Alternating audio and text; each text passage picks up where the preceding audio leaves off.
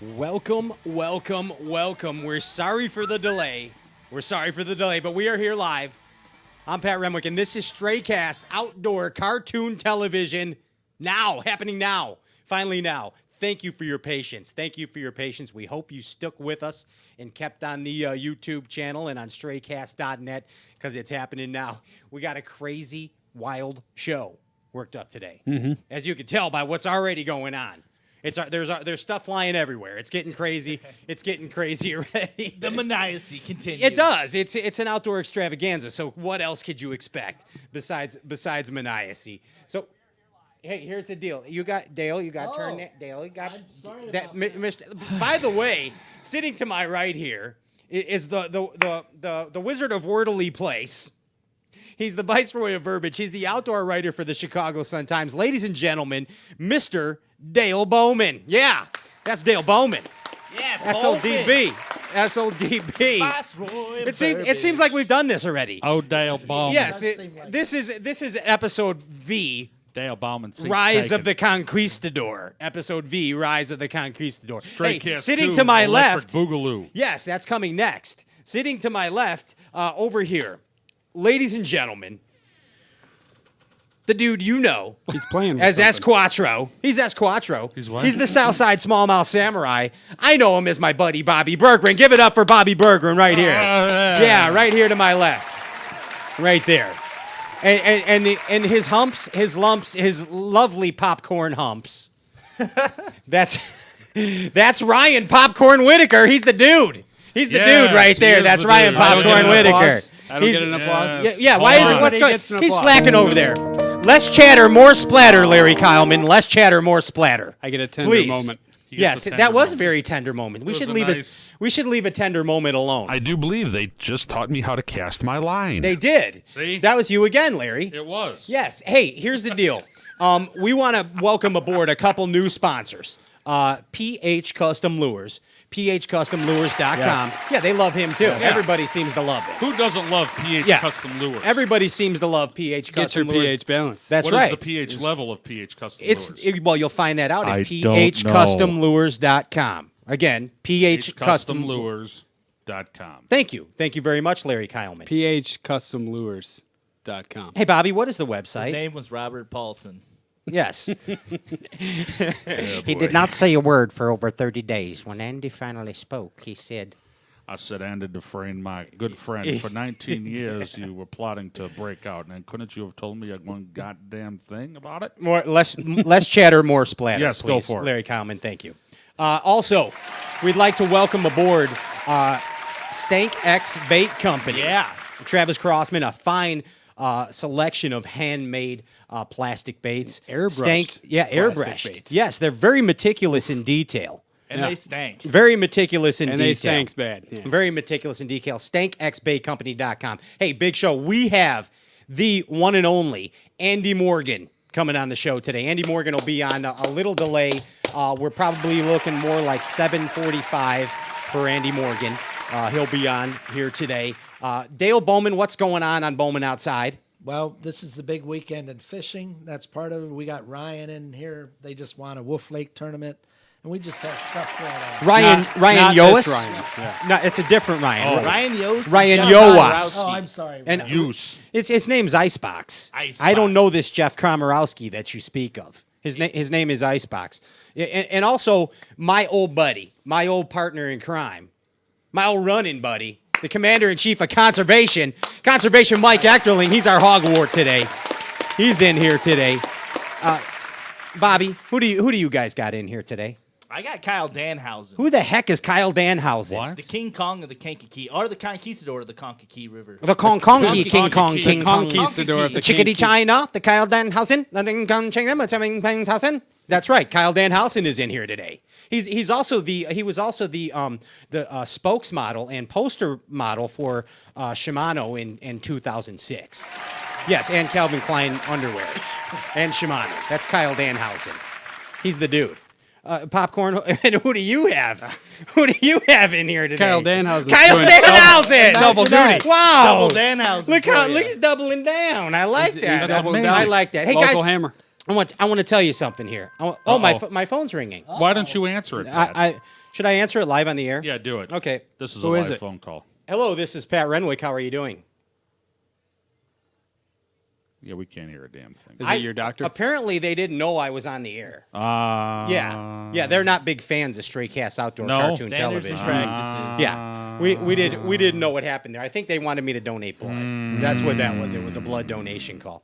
All right, here's the deal. I want to tell you what really grinds my gears, guys. What's grinding your gears? I'm having some problems, man. I'm having some issues, and I bring it to my team. You know, I bring it to the team, and I like to work things out. Dale Bowman. Have you tried standing See, I in went- front of a mirror naked? More chatter, less splatter. That's Splatter, what I'm more doing. chatter. Oh. Less chatter, more splatter. Thank you. Okay, now we got this. Here's the deal. I'm over at Macy's, right? Shopping. Wait, Why? why Yeah. are you at Why? Macy's? Yeah, because I needed new Italian leather shoes. So I went into Macy's. Italian. All right. Yeah. Now here's something that's real. I'm really having Are you problems making with. this up? Yeah, this is absolutely an untrue story. I'm telling you how it is right This now. has gone off the rails already. Yes, I mean this is the deal right here. So I really have a problem with Kanye West. I really do, and I hope that a giant mudfish just devours him. Jeez. Yes, I spoke my feelings. I spoke my feelings here. Jeez. Now How did you get from Macy's Italian shoes to Kanye West? it's all going to tune in. It's all going to wind together here. It's all good. And by the way, I can't stand that song "Mr. Roboto" by Styx. That Dama Arigato, Mr. Roboto song. Yeah. It's driving me bonkers. Well, guess what we I have mean, for that's- our extended break today? We got Dama Arigato, The Mr. 12-inch Roboto. The 12-inch remix. Holy EP. shnikes. Yes. All right, so I'm in Macy's, and up walks Kanye West, and he's got a tournament jersey shirt on. He's got a culprit tournament jersey shirt on. You're lying. No, I'm absolutely not telling the truth right now. so He's full got of it, your eyes are round.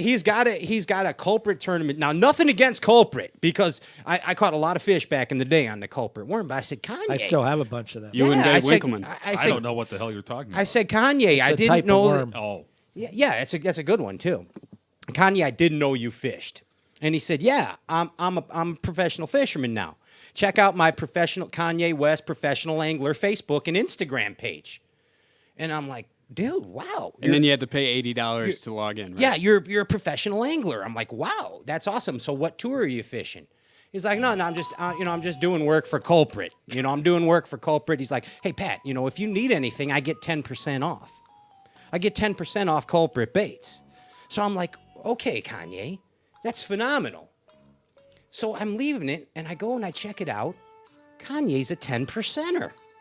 Really? He's a 10%er. He's one of those guys. Did he pay for his own boat He's- wrap for that 10% discount? He's one of those. Yeah, he's one of those guys that claims to be a bass fish, because he gets 10% off culprit baits.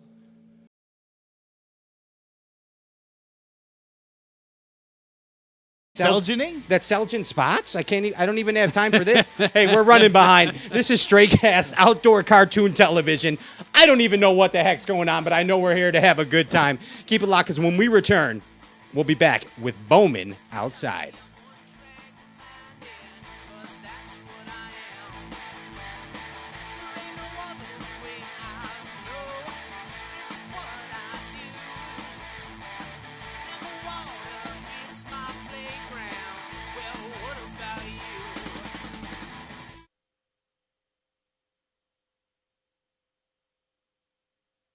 Angler's Outlet is a family-owned and operated tackle store. From panfish to muskie, the guys over at Angler's Outlet have what you need. Conveniently located 159th Street and I-57 at 16,300 South Cicero Avenue in Oak Forest, Illinois, Angler's Outlet has a full line of tackle from the best brands in the industry and a full selection of live bait for every type of fisherman. If they don't carry the item you are looking for, Brad Jackson, the head honcho at Angler's Outlet, will gladly order it for you. Angler's Outlet is here for the South Side and the region anglers.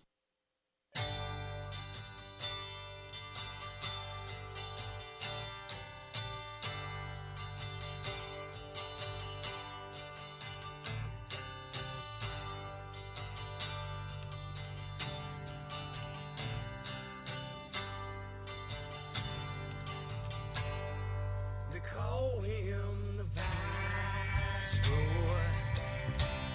a wordman by trade, shackled only by freedom. The outdoors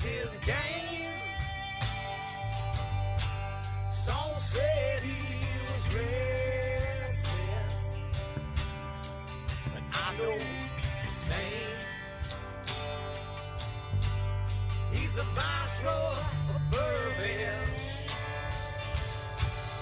Dale Bowman's his name. Bowman's his name. That's right. Ladies and gentlemen, welcome back. Straycast Outdoor Cartoon Television.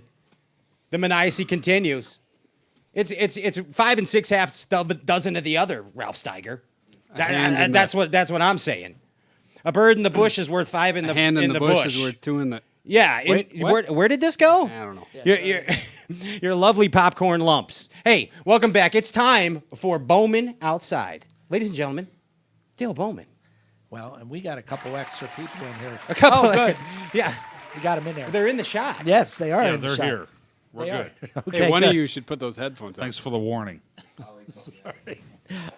And Did we could catch you off could you guard, make sure Larry? that their microphone is on too? Yeah, their mic's on. Please adjust your microphone to the up position. Make sure your microphone's on. Talking to that thing. It's on. Okay, Yeah. good. Yeah. Okay, don't Next- be afraid of it. Next to Ryan spoken. Whitacre is Ryan Yoos, and next to him is Jeff. What do you call him? I call him Icebox. Why do you call him Because Icebox? every time he would get in my boat, no matter what kind of food I had in my boat, he would eat the whole damn thing. Like if I had a loaf of bread and a whole jar of peanut butter, Jeff would just eat it. It'd be gone. Why not? Cheese and crackers, Pop-Tarts. I'd be like, oh man, it's time for a snack, dude. We've been out here all day, and it's gone. That's why we call him Icebox. I can still see some crumbs in his beard. From Yeah, the bread. there's actually birds. Those are There's leftovers. birds living in that beard also. I think that's a T-bone you got stuck Well, in there. they There's can something also, happening. Ranch. It's ranch. There you go. Nice. They can also fish. They just won Angler's Dream on Wolf Lake. Wolf Lake. Yeah. On Saturday, right, or Sunday? Saturday. Sabado. You want to I give watched us the any happen. El tips? sábado del domingo. See, I put him on a spot. It was really tough. Water dropped. Don't be afraid of the microphone. 9 No. degrees. You can move the mic, Ryan. There. Water dropped like There you 9 go. degrees in the day prior, or the 2 days prior, and only 2 limits of fish were caught. So, real muddy water. Yeah. Yeah, so it was tough. But you caught him. We caught enough to get it. You done. came in with a limit. Yes. And is it true that you guys were in Eric Novotny's spot? The whole lake is his spot. Are you a Selgener? No. Okay, good. Selgin's in the new term He is. for stealing spots. It's called Selgening. like that term Munson. Yes. The cell From He's Kingpin. he's You got Selgin. Munson. He's Selgin to the spot. I mean, now nothing against Papa Selgin. in a world Tom, where fish Tom no Selgin longer- is a great Selgin. fisherman. He's the pickle. He's not yeah, Selgin. we're talking about the man-child Selgin. He's a Selginer. He's a man-child. Yeah, he is. When we go out there, we go to the spot, and then all of a sudden, you're out there, and it's like, oh, dude, see a bunch of like that too. a bunch of pit. I thought that was called. So's Elton Jones. I thought that was called biffling. Chicks dig the beard. It's biffling, yes. Chicks That- dig the beard, man. It's it's biffle toe. But dude, you guys did good though. You did a good job. How'd you catch the fish? With a lure. Bait in the water. Oh, come on now. You're on an outdoor show. You're gonna be that vague. Do you want me to tell him? Go ahead, Ryan. Yeah, we caught him on a jerkbait. You caught him on a jerk bait And, red eye shad. in Eric Novotny's spot. Now, what was the deal? Were you pausing Everybody's it? spot. In everybody's spots. Community hole. It is a community hole. I'm giving you guys a hard time. But are you guys fishing the tournament out there this Sunday? Yes. Okay, and that's the first event of the Angler's Dream. USA. USA Bassin. That's this Sunday, USA Bassin. And as I recall, last time we fished against you and Eric, didn't we beat you guys? You did, but you guys, they actually, hold on. Eric Novotny. Them are fighting words. They got super lucky. Oh, Yeah, they did get super lucky. Lucky we did. That You was guys, you basically that was beat us by real- like an ounce. It's like the Hartfields and Point- McCoys. 0.3. Yeah, .03. I mean, We it had was 15, nothing. 68, And you it had was like, 15, 63. Eric and I said, hey, if somebody beats us today, they really deserve it because we were having a Cinderella day. Yeah, we didn't have too many bites, but the bites we did have were key. Yeah, and we were calling all day. We were weren't. knocking them out. We weren't. Yeah, and you guys got the key bite. And plus, you put tungsten in that one fish's mouth. No. Right? Ryan told me after the tournament. So what you're saying And- is, if it was Major League Fishing, you would have won. Yes, absolutely. Okay. If it was Major League Fishing, I would have KVD'd the heck out of these guys. Did you guys see KVD on Major League Fishing? he Oh, my knocked God. it dead. Oh my God, he is an animal. He came back from He is a 20 beast. pounds, He's a man. beast. That was one of the 27 pounds. one to of the 0. best displays That's like- of He came fishing back. I have ever seen. I'm thinking Faircloth. Oh, I got this beat. Nope. Here comes Van Dam. KVD Yeah, says, it's like, I'm going to win. I'm going to win. Dale, sorry. We're that's all right. we're off the rails on a Been crazy a lot of No, money and won on that spot. But Yeah. that's why I had him in. The other thing is, if you're wondering why our lighting is so good, Ryan is why. Yeah. He's the man who did that. He's the guy that put the cans in. Yes. Nice cans, by the way. Yep. No, that's $6.97 electrician. I volunteered my time here to help these guys out, and yeah, that's it. Came out pretty nice. Didn't it? Yes, We it appreciate did. it. We appreciate it. And congratulations Yep. on your win on the Angler's Dream Tourney Trail. And don't forget to go out to Wolf Lake this Sunday, USA Bassin, usabassin.com. 90% payback at the ramp. Eric Novotny's running the division out there. Wolf Lake happening this Sunday. Kickoff. It's going to be miserable out there. Miserable weather, but test of the best. You know what I'm saying? What up, DB? Friday night smelt netting starts in Chicago again. Bizarre schmelting accident? It used to be a big deal. It's kind of called pretend smelt. Yes, and that's exactly netting. was kind of why I was bringing it up. Are they really clams? No, they're not around. That's Oh. the big deal, and they haven't been for years. The very first story I did for the Sun Times Help me.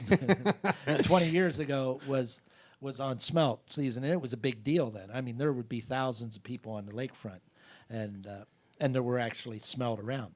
The last few years, if somebody gets one, you hear people yell, and they come running down from other spots to actually look at them.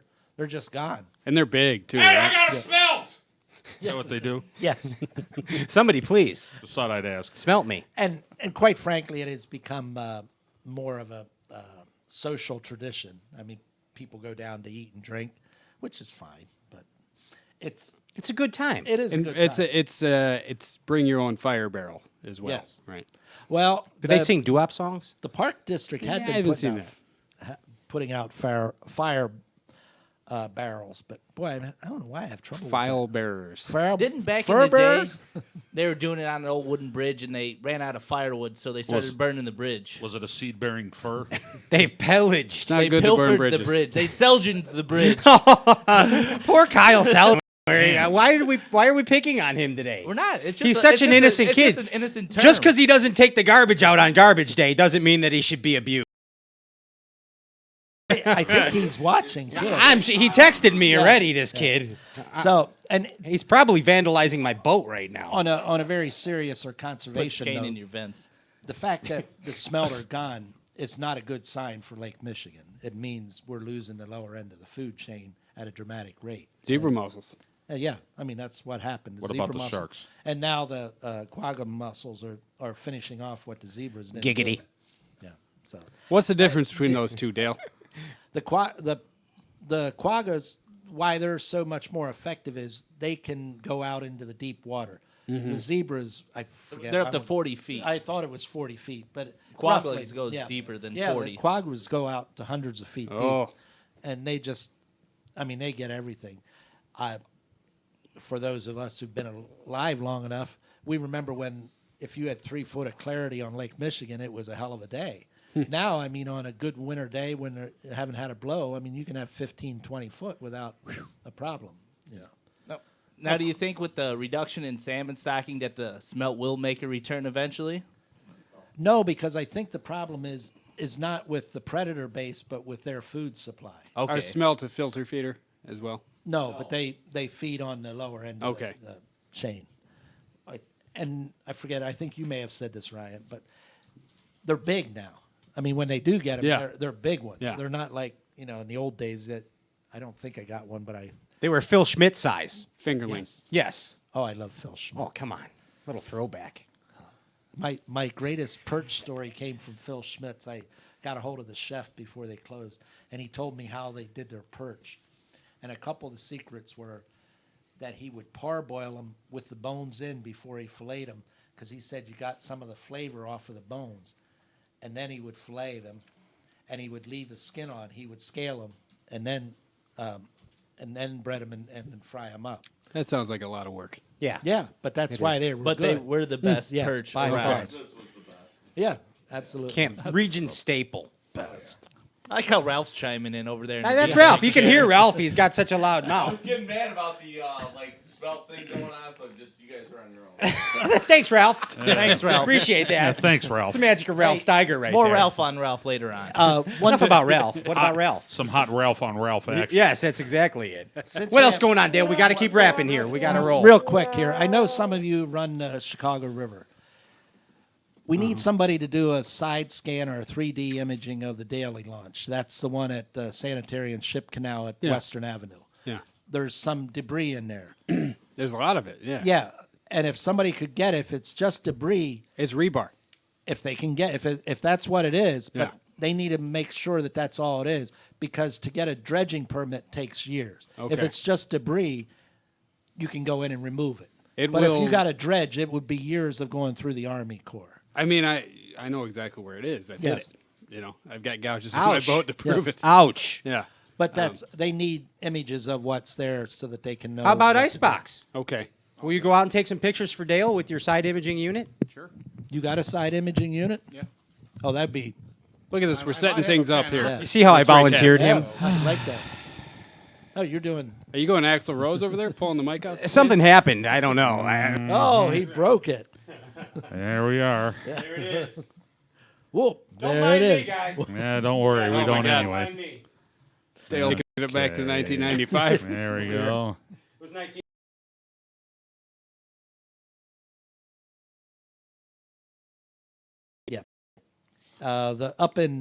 The one in Hoffman Estates has a couple good local speakers doing presentations. Hey, Dale. Nice. Yes. Dale, if you don't mind, could you tell us a little bit about these girls? Because I was checking something technical here. Oh. Tell us the story behind this. I'm rather trying to interesting remember photo. their names, but their dad is one of the hardcore smelt guys, Mm-hmm. and he knows that it's nothing. They're not getting anything, but they're twin girls, and they're unbelievably cute. I think that was taken 2 years ago, or maybe last year. And And were they angling? Were they smelt fishing also? no, that's not. No. Smelt guys are netters. They're not fishermen. I don't know what the hell's going on. There's a difference. Okay, were they holding the net? Yeah, he Okay. was actually. They were bringing it in. Their dad's name is Jeff, and they were bringing it in. Oh, how nice. That Were was, they, that was they nice eat- of Jeff. Were they eating them raw? No, No. But I was gonna give you a photo of somebody biting the head off, but I couldn't find. Why where. not? You've never Like Ozzy. That's whatOzzy would do with Well, smelt. he you know did that do Ozzy would just nail it. It He would was, nail the smell. Hey, Stray Cast outdoor backwoods cartoon gig. television happening right here, right now. We got to send it to a commercial. No, we don't. Yeah, we absolutely got to we send don't. it out. We will be right back. Okay. More Stray Cast outdoor cartoon television when we return. Bowman outside. Excellent job, Dale. You nailed it.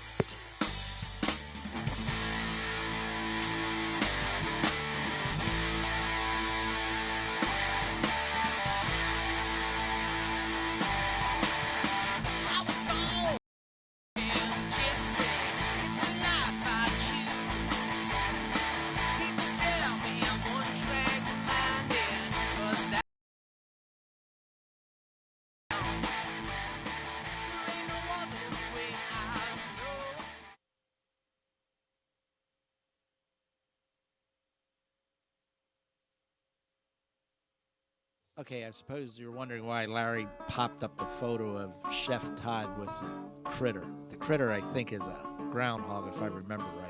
Well, part of it is I just want to butter up Chef Todd so we can get him in the Stalwart section. But the other part is that Todd is one of the most innovative writers, and I use that term loosely, at Heartland Outdoors in their magazine section. He can talk about anything from fishing to food. He's a specialist in both. I also happen to write for Heartland Outdoors magazine. If you're a deer hunter, you already know heartlandoutdoors.com because it's the place to go if you're an Illinois deer hunter or anybody who hunts the Midwest. heartlandoutdoors.com and magazine. Rageous Outdoors is quickly becoming the industry leader in tournament fishing apparel. There's no better way to represent your sponsors than with a Rageous jersey. At Rageous, you can get a short sleeve, long sleeve, sweatpants, the best prices in the industry. Rageous also offers club and team discounts, special high school and college prices. Our website is easy to navigate, and Rageous' staff will make the process quick and easy for you. Rageous Outdoors, offering high-quality tournament apparel for the weekend angler. Outfit yourself from head to toe. Check out Rageous online at www.rageous.com. Rageous Outdoors is quickly becoming the industry leader in tournament fishing apparel. There's no better way to represent your sponsors than with a Rageous. Also offers club and team discounts, special high school and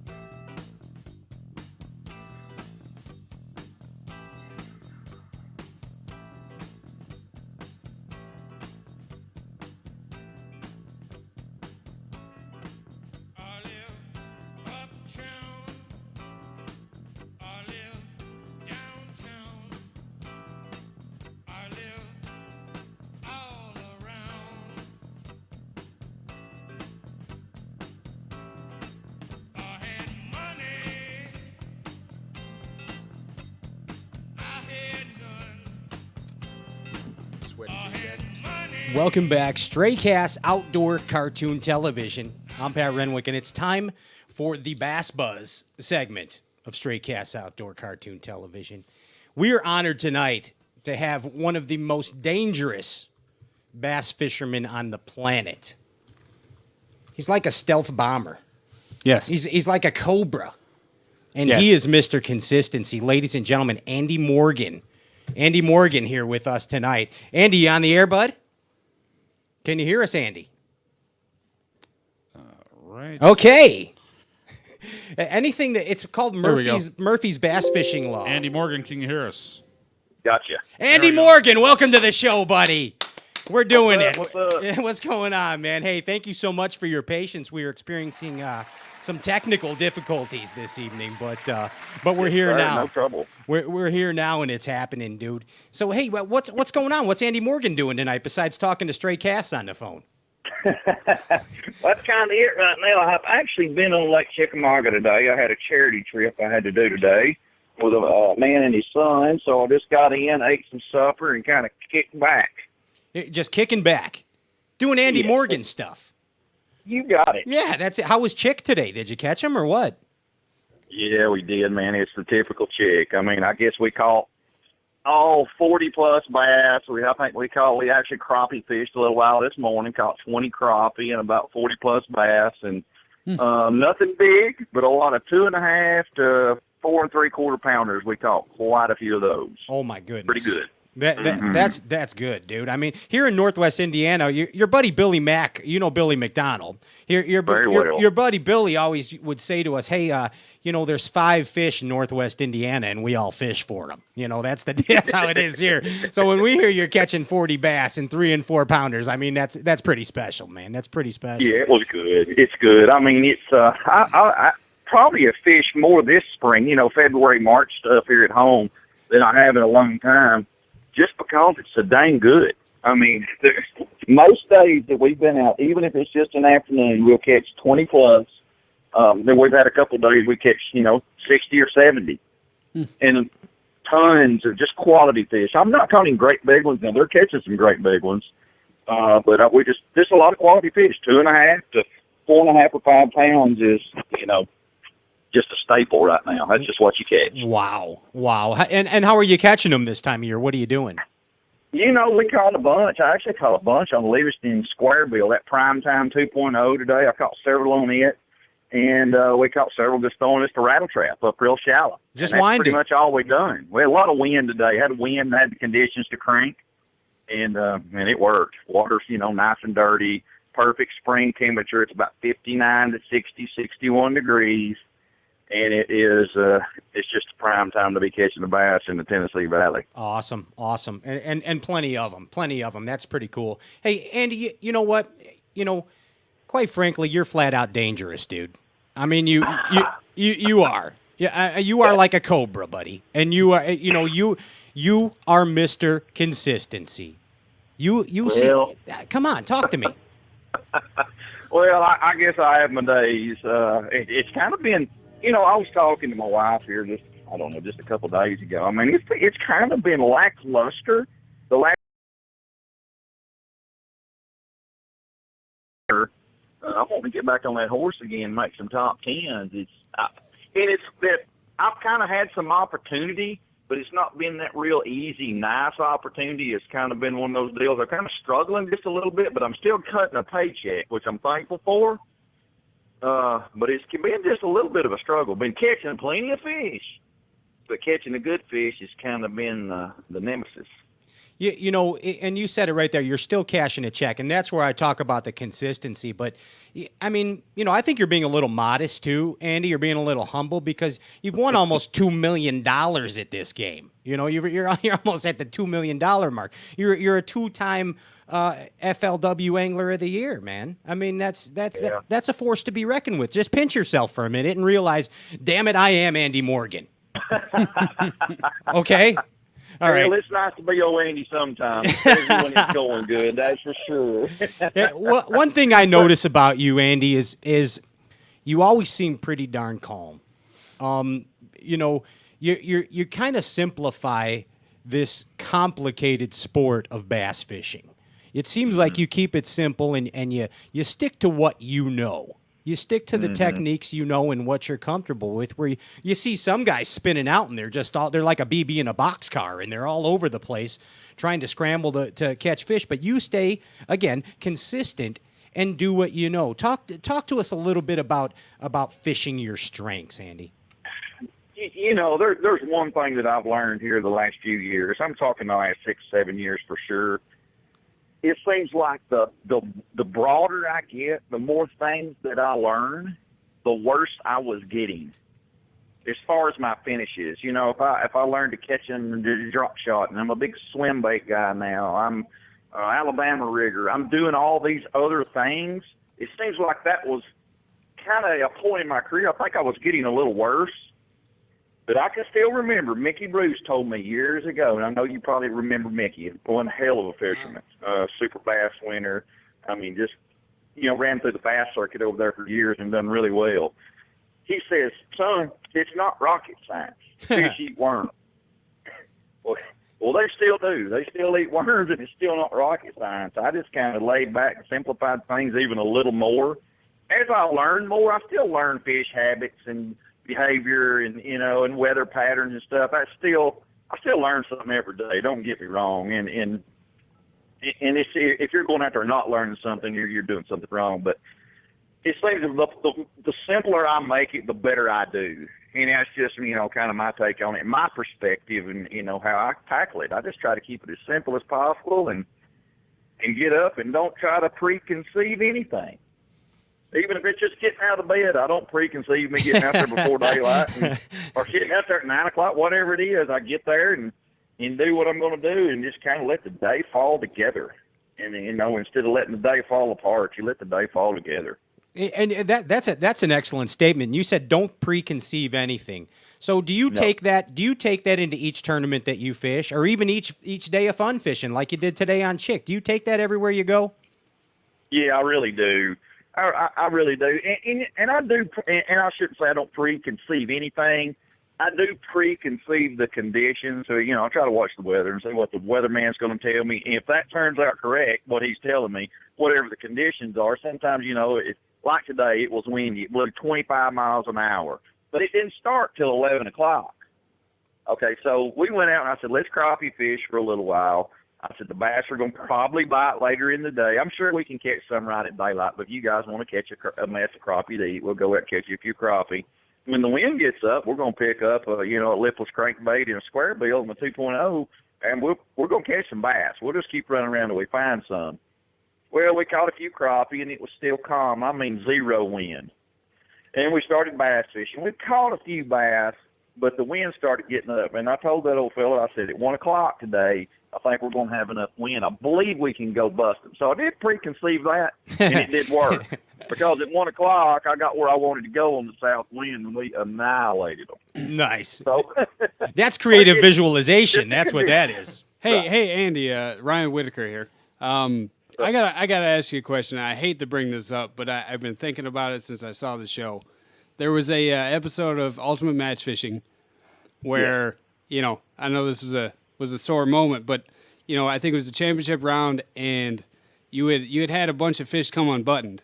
I think you were flipping a jig, and you had a bunch of fish, and you got yourself into the championship round throwing that bait. And then on that day, you started losing some fish. I've been wondering to myself, and I'm glad we got you here because I wanted to ask you, what would you have done differently the next day had there been another day, another round in that tournament? Would you have kept throwing that same jig? Is that just a kind of a weird thing that happens, or would you have made an adjustment? I think that's just a weird thing that happens. It was kind of funny. Me and Jacob were kind of laughing about it because we had to leave immediately that day to go to Beaver Lake to fish, you know, the Beaver Lake deal, which was last year, the FLW. And I'm like, good Lord, I hope this don't continue on into Beaver Lake. This is going to be quite costly. Don't carry that with you. If this little pattern continues, it was just one of those days that, again, it's one of those things that kind of falls apart. You know how, you know, you go out there some days and whatever you do, it's just kind of not the right thing. And every time you jerk, one's got it in the roof of its mouth on that solid bone. You roll the hook point, you get one over limb, and you break him off. It's one of those days that you're getting the bites. They were eating the bait. It's just Right. I wasn't getting the hook in them in the right spot. It's just it was my time in the barrel, and we went to beaver, and I ended up leading that thing for 3 days. And the last day, I just didn't get enough bites, and ended up to third. But Jacob, it was kind of funny. Jacob was leading the tournament. You know, he beat me in that round. Right. Everything went perfect for him. He never lost one. Everything that he hooked, it just, heck, it just jumped in the boat right in live well. It even threw the small one out for him. It was just a perfect day for him. That was what was so strange about it. And he's leading the tournament at Beaver on day one. Day two, for him, the wheels fall off. Boom. That's karma. That was karma. And exactly. And he catches 6 or 7 pounds, and he has enough bites to do really well. And the wheels fall off for him that day. So that's just some of the days that. So you think that it's happens. something where you just kind of wear out your luck. You catch enough on them, and then it's not going to go well forever. So then you have that day where it kind of evens itself out. Guarantee you, it'll get you every time. It will even itself out sooner or later. You just hope it's not at a really bad time. Paying your dues to the fish gods.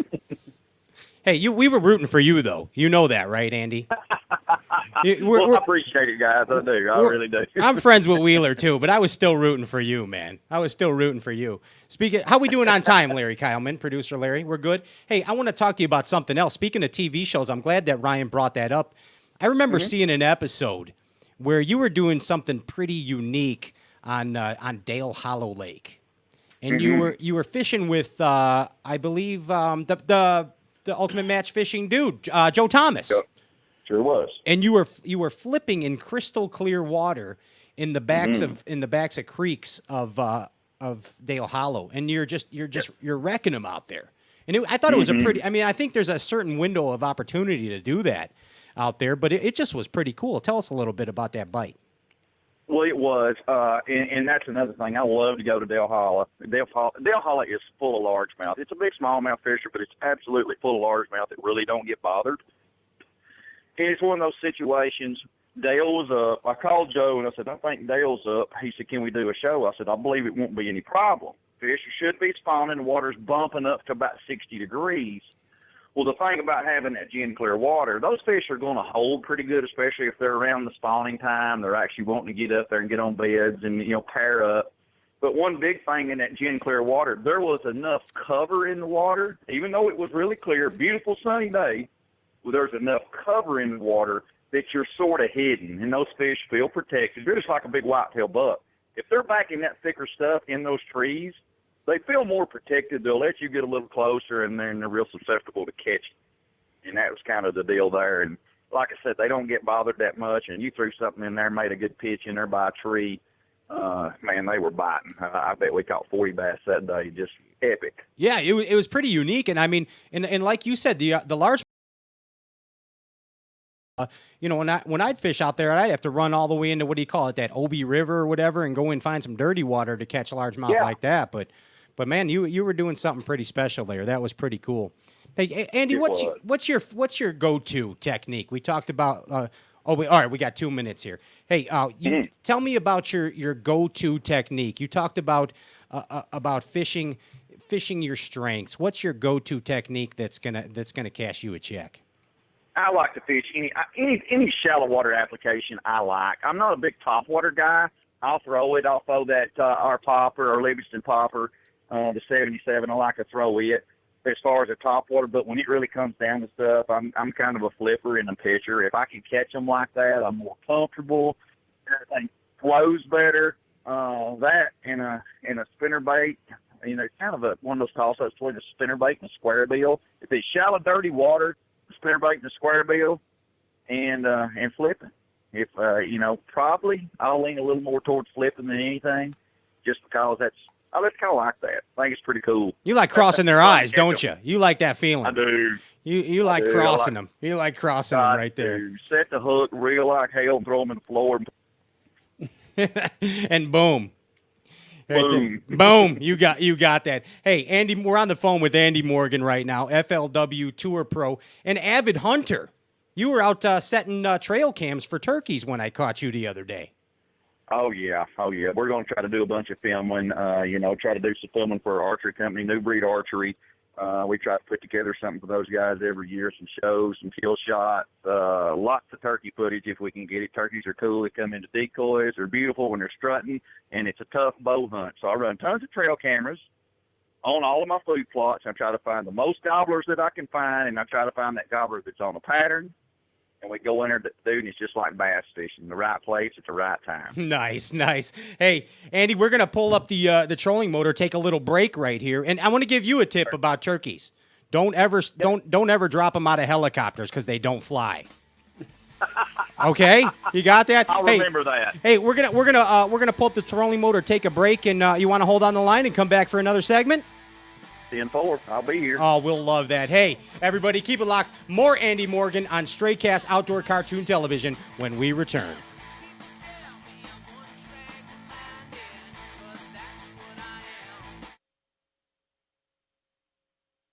In celebration of Lowrance winning the last 5 Bassmaster Classics, we're going to extend the Ultimate Upgrade promo. If you buy an HDS Gen 3 with Structure Scan 3D, we're going to mail you a $300 rebate.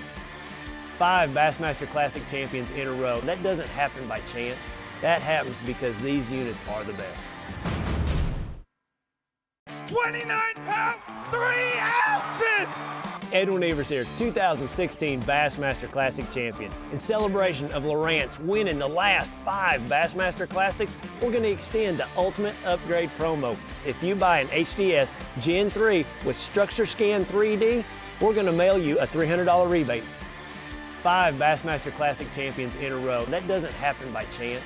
That happens because these units are the best.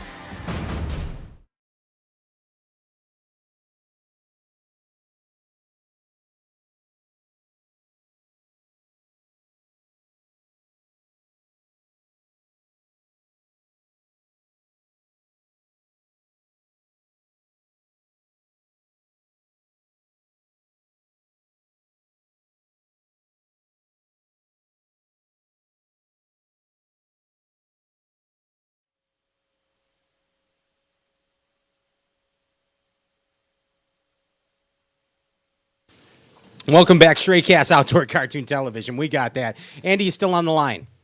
You got it. I'm here. Boy, look how this worked. You know what? Everybody yelled at me during the commercial break because they told me, Pat, you don't know anything about hunting. Why? They said turkeys do fly, so I guess wild turkeys do. You know nothing. Yeah, wild turkeys do fly.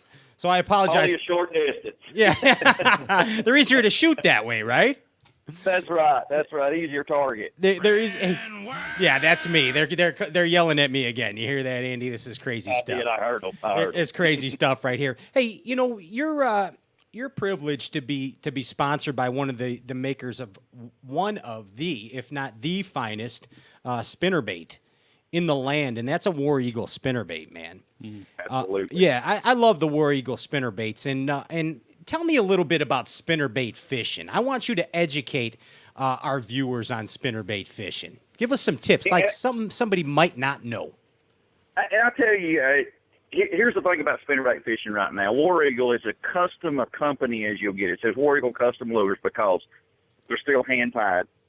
Everything. Keith texted me this morning. I text Keith, are you getting rain? Because we're going to Beaver Lake, and that's where he is Rogers, Arkansas, right there on the banks of Beaver Lake.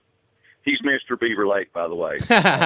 He for sure is. He texted me this morning. He said, no, not any rain yet, but I'm at work. Blah, blah, blah. I've been here since 4:30. He was in the office. Now, this is a man that owns the company. He's done this for 20 years. He was in there chipping paint off of the barbs of the hook because when they sent him some baits that they had painted in the office there, they got some paint on the hook. So he's polishing the hooks. I mean, that's custom. Wow. When he's in there polishing the hook, absolutely. That's pretty custom. That's pretty custom stuff. That's a deal right there. Spinnerbait fishing, to me anymore, it's almost getting to be a little bit of a lost art. I hear you. People are not throwing any spinnerbait like they used to. I was coming up into fishing, years ago. It was a spinnerbait. And one of the biggest things that I learned, as far as a tip, and it's just pretty simple, and probably a lot of people know this. I know some people probably don't. But when the water was cold and dirty, we always used a thumper blade, a big old single blade thumper, or sometimes we'd put a tandem like a 4.5 and a 5 We wanted that thump. We wanted that vibration in that cold, dirty water. February, March type things.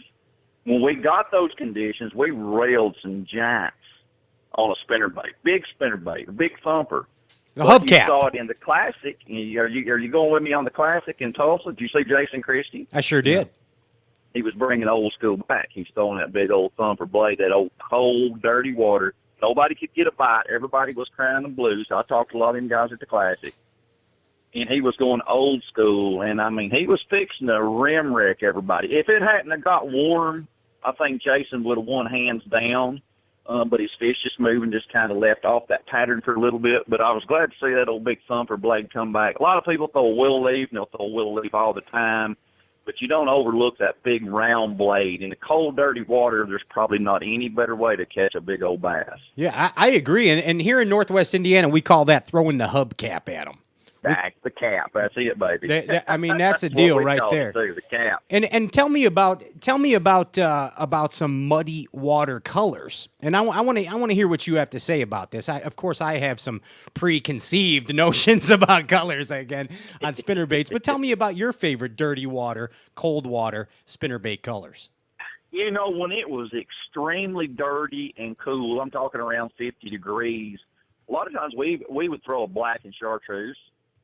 When it was really, really dirty.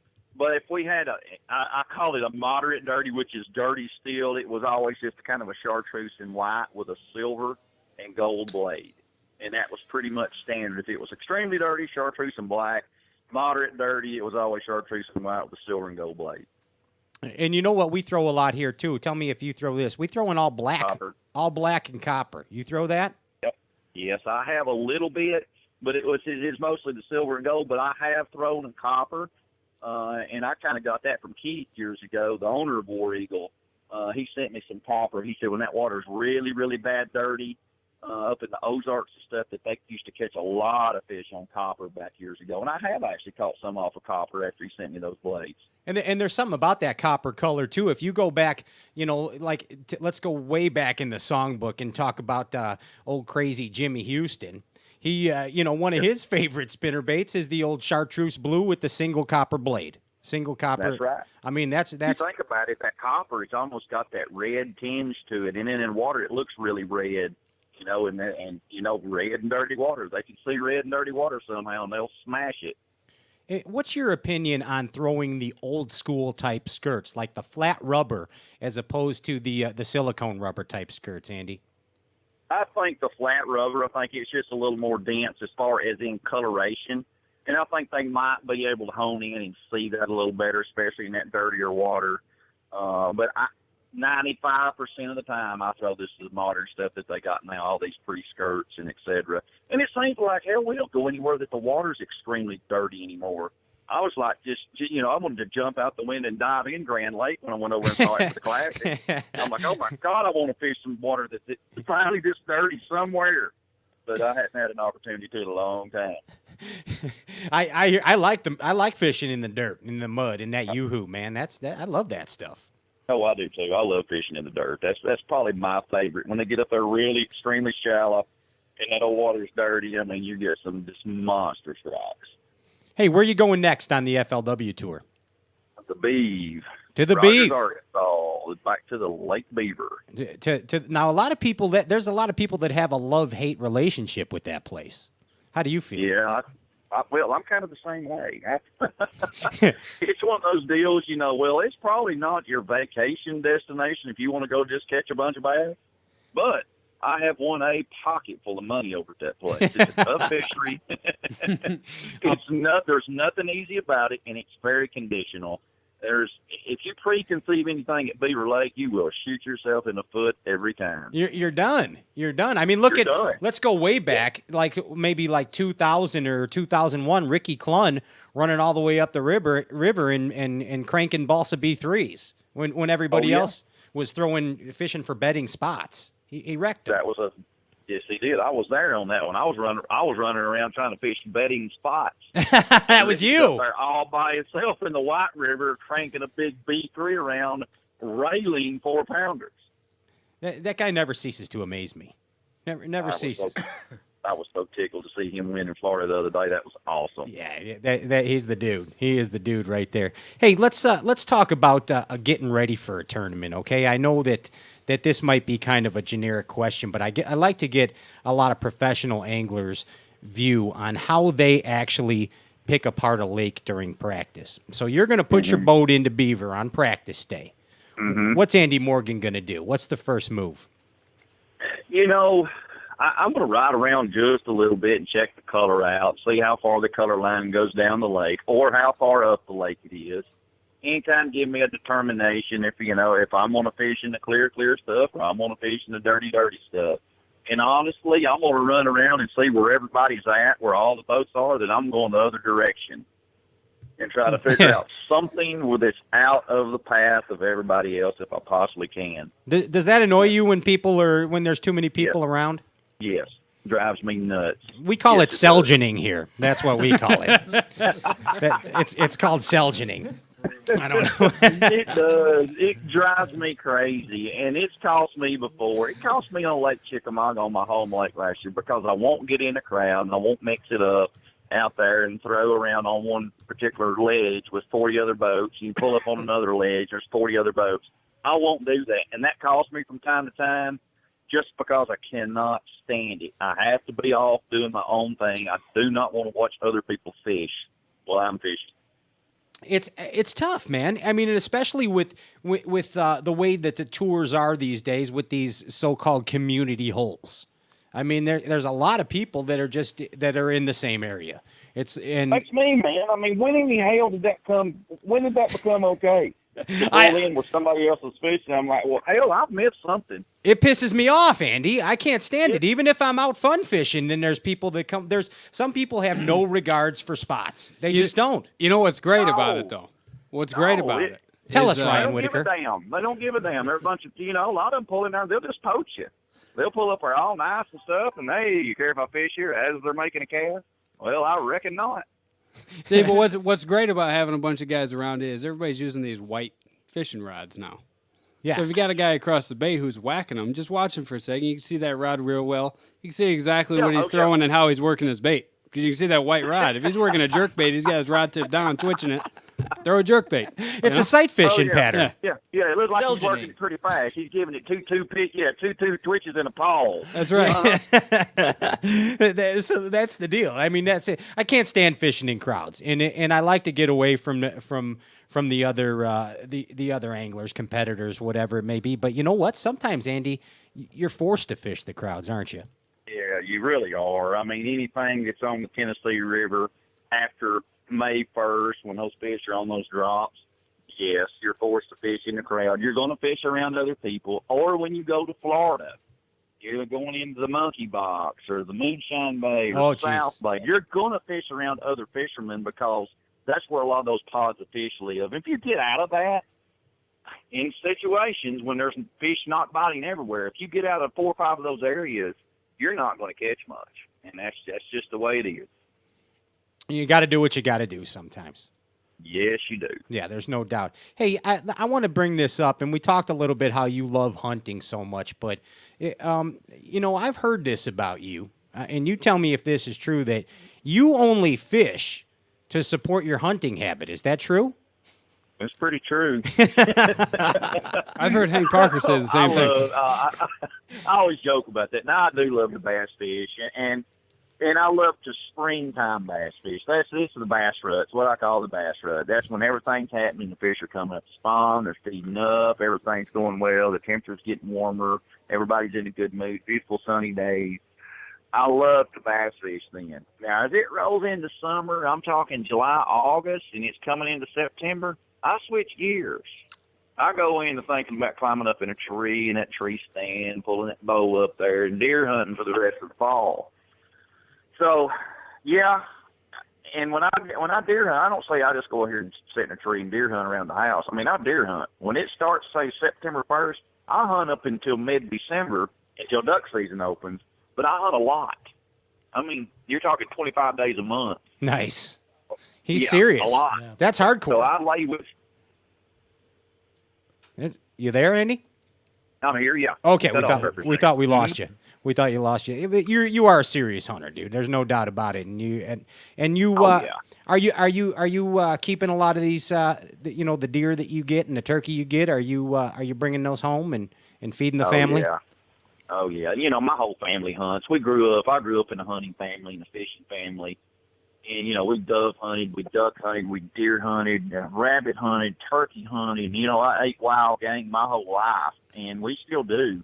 I probably still eat. Actually, I just went out here in the freezer before you guys called and got a pack of axis deer, shot an axis deer in Texas last year. Nice. I heard they were really good eating, and that's why I went down there and hunted them. We had a couple axis deer cut up, and we just about ate all those. And I shot that in July last year, that's when they rut, is July. And that's almost gone. We've already ate 4 whitetails that we shot. So I'm out of deer meat, and it's not even close to deer season. I still have a couple of turkeys left. You've been grubbing. And a bag of duck, but everything else is gone. Hey, our producer Larry Kyleman loves axis deer backstrap. Can you send us some in the mail? Tell me, is that a luck? Ain't happening. Hey, we're running low. Andy, I want to ask your opinion on something. It seems that everybody is a professional bass fisherman these days, aren't they? Oh yeah. Aren't they? You know, Oh, yeah. because we were talking earlier on the show because they get 10% off on a particular product, so they start a Jimmy Franklin professional angler Facebook page. Do you know what I'm talking? Several of them. Yeah, and on the Instagram, Yeah. on the Bookface, on the Instagram, on the Twitter, everything. These guys are pro anglers, right? Mm-hmm. Now, Oh, yeah. I mean, talk to me about what that does, in your opinion. And I know that you need to be cordial about this, but but how does that affect sponsorship dollars for a professional angler like you? It's crippling. It's absolutely crippling. I mean, it just makes everything super tough because, hell, you walk up in a crowd of people and everybody's got a jersey on in a wrap boat, and you really didn't know. I mean, you're trying to get into bass fishing. You really don't know the names and the faces. How in the hell do you pick somebody else that has the credibility that is a true professional? Right. Same way in the sponsorship world. I mean, I was in the grocery store and a guy had a tournament jersey on the other day. I know, dude. It is. It's a sport that is really kind of hard to keep. I guess keep the scoreboard highlighted. You know what I mean? Yeah. It's hard to keep score with everybody because there's always different leagues. There's a club tournament. There's etc. I mean, it's a free world. They can go out and wrap boats, buy jerseys, hell, all they want. And I'm proud for everybody that does it. But, man, you can't just work your whole life for nothing. If you're really going to go out and work for these sponsors and actually really work for them, you need to be paid for it. But you need to have credibility. So the guys that are, signing the deals, the marketing directors need to make sure that that's all okay. But I see, hey, free stuff is free stuff. If people want to post on Facebook that they got whatever free, and this is what I call them on, you'll never stop it. We can bitch and complain all we want, but it ain't going to quit. They're 10%ers, Andy. They're 10%ers. Good stuff. Oh, buddy. I hear it every day. The biggest question I get, and a lot of these young guys, because high school fishing's huge, college fishing's huge. A lot of these kids are coming up.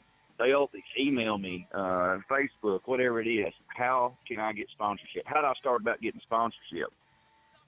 I answer that and be really nice. You got to catch something. You got to catch it a lot. Win. Yeah. Exactly. You got to cash a few checks, don't you? Hey, Andy Morgan. You got to build some credibility. We are out of time. Any last words that you'd like to say before we pull up the trolling motor here? Hey, I appreciate you guys having me. Anytime you guys need anything, and just remember, everybody out there is listening. The Tennessee River is red hot right now on Lake Chickamauga, so get them on the advice. chick. It's not going to last forever, so get them while it's hot. Get them while you can. Andy, thank you so much, and best of luck to you on Beaver Lake. We hope you knock it out of the park. appreciate it, guys. Thank you for having me. Thank you. Excellent. Hey, take care. We'll see you later. Straight Cast Outdoor Cartoon Television. We're going to pull up the trolling motor. We're going to chug along down the river. We're going to rig up a few A-rigs. When we get back, it's In the Box and On the Water with S. Cuatro, El Chapito, Bobby Bergren. Keep it locked.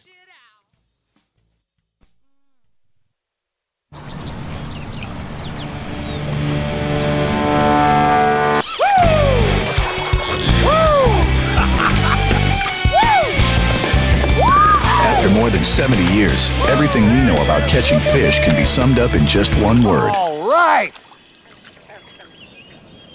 I mean, woo. Berkeley, the official equipment provider of Woo.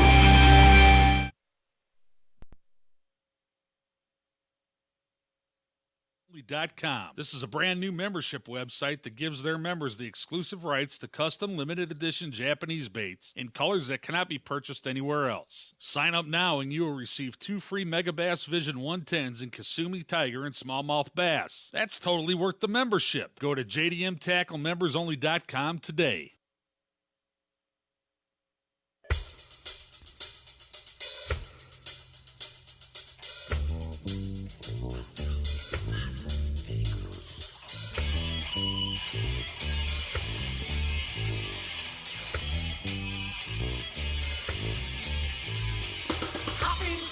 Water sled, he'll take you for a ride. He's a predator and his prey is a bombast with red eyes. White knuckling Lake Michigan, cross Chicago shoreline. Better not get in his way, cause his eye is on the prize. Look out, it's a Southside smallmouth samurai. Take well, it's a Southside smallmouth samurai. Take well, it's a Southside smallmouth samurai. His name is Southside Smallmouth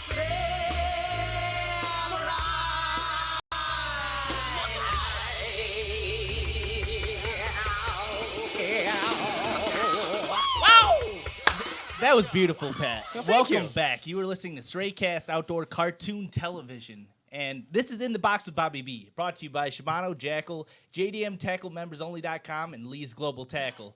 Now, we got something special worked up for you today. I have one of my good buddies in here, a mentor in fishing and in life. He goes by many names. Wow. A life coach. The life coach, Kyle Danhausen. Wow. We've had a lot of It's kinda philosophical scary. talk on the lake and at your house. Lofty. It is very. I don't know if I can live up to this. Now, this is Kyle Danhausen from Sportco Marketing. Kyle is your local Shimano rep. Is that right, Kyle? Yeah, I handle sales for Shimano, G. Loomis, Power Pro, and Jackal in Illinois and southern Wisconsin. You the man. I found a good deal for myself. But- I'm not a professional angler though. But that's not the only thing he goes by. He goes by the King Kong of the Kankakee River. And I have to say that I have not come up with any of these names, so that You were dubbed them by us. He has made a these new up. one. Yeah, Kyle said, make sure you call me King Kong of the Kank or El Conquistador of the Kank. If I got to pick, I'm going with Kong, but I did not come up with either of these names. We're gonna get more into that. We're gonna go deeper into that. On the hammers. Now, I He got loves a few that things term. in the box Kyle right does. now. We're going to talk with Kyle a little bit about the 916 umbrella rod. Mm-hmm. Yeah, And that's one you showed me last year that has been the deal it's for A-rigs. my deal. Well, you know, It's your deal. Yeah, I'd really. So I guess, and I thought about this. One of the things that we've done I guess reps have done since we've always looked for rods and look at rods that we sell and look at different uses for them. I can go all the way back to some of the Terramar rods that we use for saltwater. They're made of a TC4 construction, which is a T-glass and carbon blend. And so I found... Doesn't that have a wrap of carbon fiber tape going up 45-degree angle on the blank? No. This is old school before that. That's good, though. Wow, Bobby. No, they're similar to our old crankbait rods. Anyway, the story being, we've always looked for rods that weren't necessarily what they were marketed for, uses that we could use. So when I saw the 916, it was the umbrella rig rod, and right away I saw that as just the This is it right here. really kick-ass fish flipping, don't get hooked, Kyle. flipping rod. Thank you. You want me to hold that out there, Bob? Hold that out there for us. Yeah, Oh, so- my gosh. I'm going to be your Vanna White right now. It's 7 foot 7 inches. It's a 91-inch 6-power, and right away when I saw it, I'm like, wow, I think I can flip with this rod. So I started playing around with it, and Bobby and I, we've talked a little bit about different philosophies on what flipping rods should be like. For me, this is the deal. So, I guess basically based on the strength to weight ratio and just the ultimate power of that rod. So when I saw it, I immediately wanted to flip with it, and I love it. And so it was really funny because I was talking to some of my Texas counterparts. We also represent the brands in Texas, and we were kind of going down this route, talking about rods and different rods that could be used for this and are used for that. And my buddy down there is like, right away, he's like, hey, man, have you thrown that 916? I'm like, yeah, I flip with it. And he's like, oh, man, everyone that I've gotten into this rod loves it. So you got me into it, and I love it. You've been telling me about it for a couple years, Kyle. It's just, it's just a real powerful rod. And you can do heavy-duty punching with it, right? You can punch.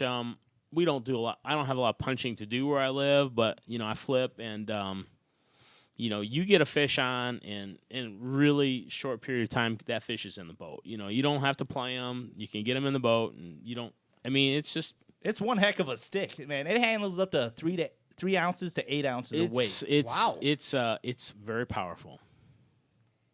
Awesome. Yeah. Awesome. Now, I love it.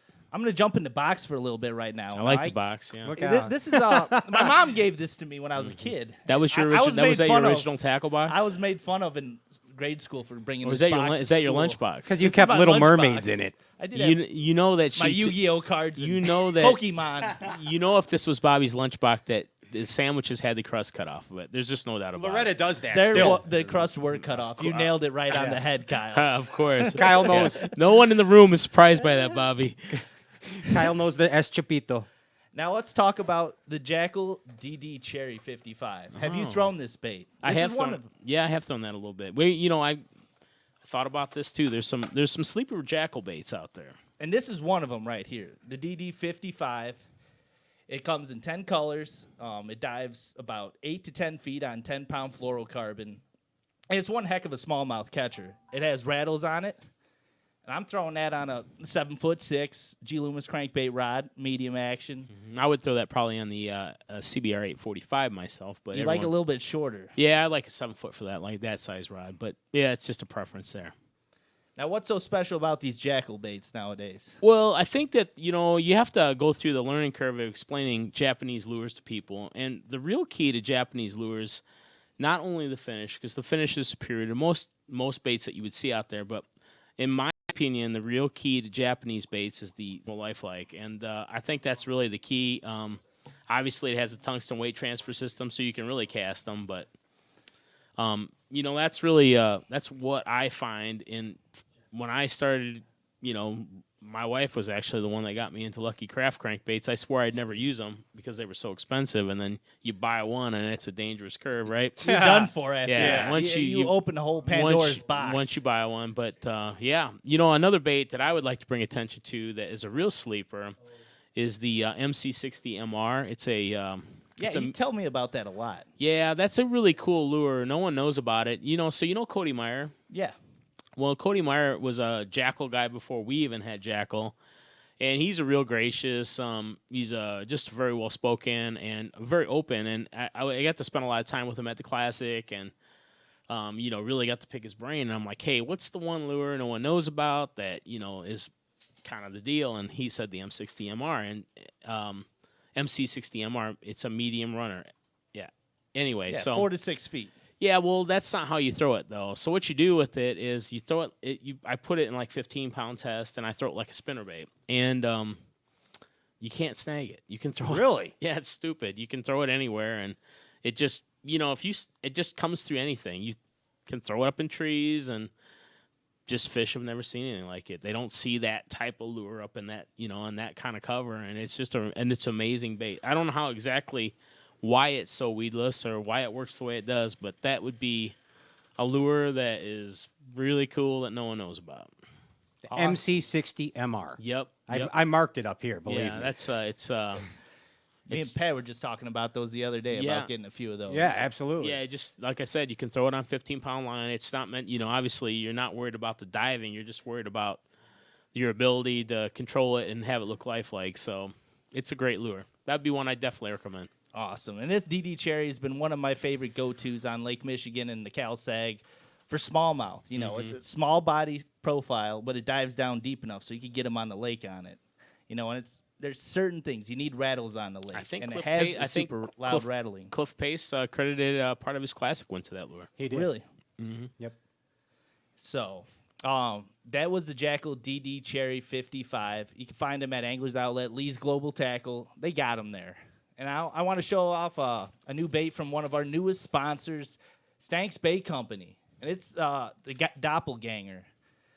Now, these are some new baits. It's hard to find good darters nowadays. Isn't that what you call a small bass? Isn't that a Google? What do you call them? A lemmy-wink? Lemmy-wink. That's a lemmy-wink. That's from South Park. That's Pat's term. Yeah. This Hammond dialect. We call them lemmy-winks or Henry Dinklers or dinks. You need like something on the wall that would be like a glossary for reference for people that come in. And a Slubberdigullion is a giant. Slubberdigullion. Yes, that is a giant. Yeah, I can't. You learned all new terms today, Kyle. Yeah. Choo-choo Snoogan Fatty Magoo. How about that one? I can't say anything that I can't spell, so I'll give you a thesaurus. What does that mean? Well, basically, this is like a mango magic color. Brand new. He hasn't unveiled them yet, but they will be available soon for purchase. There's two ways I like to rig them. Basically, on a standard ball head, jig head, I like using owner hooks or mustad hooks. And when I'm using mango magic, I like to paint the head. This is an old trick I learned from Captain Ralph Steiger. Back in the day, he'd take me out fishing. And he's, Bobby, you got to paint some jig heads if you want to go fishing.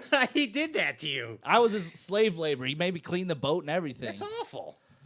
But no one else was going to clean it got even weirder than that. As soon as I go to his house, I'm like, all right, we'll put some powder paint on these or something. Ralph comes out with a big basket full of nail polish. I'm like, Ralph, what are you doing? He wears that. He's like, I want you to paint my toenails, boy. Wow. I'm like, no, that didn't happen. He paints his jig heads with them. And it totally matches. So basically, you just rig them on the hook. You push it on through. And once you push it up there, the jig head's normally painted brown. So I think it's totally toffee or hot for chocolate. Those are the Revlon colors Ralphie likes using. Wow. Hot for chocolate? Hot for teacher. I was going to think of the same thing. Hot for the teacher. And this is basically a bait that's mimicking a goby on the bottom.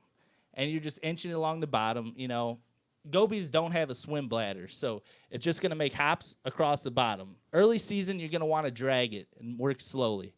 As it warms up, then you're going to start to want to hop it a little more. Just as the fish get more active, they're doing different things. Typically, you want to throw it on the lightest jig head you can. I throw it from basically an 1/8 ounce up to 3/8. I use 3/8 if it's super windy and I want to dead stick it there on the walls. And then 1/8 if I don't want to get snagged up.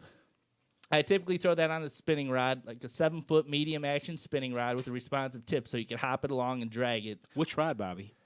I like the NRX 902, Kyle. Wow.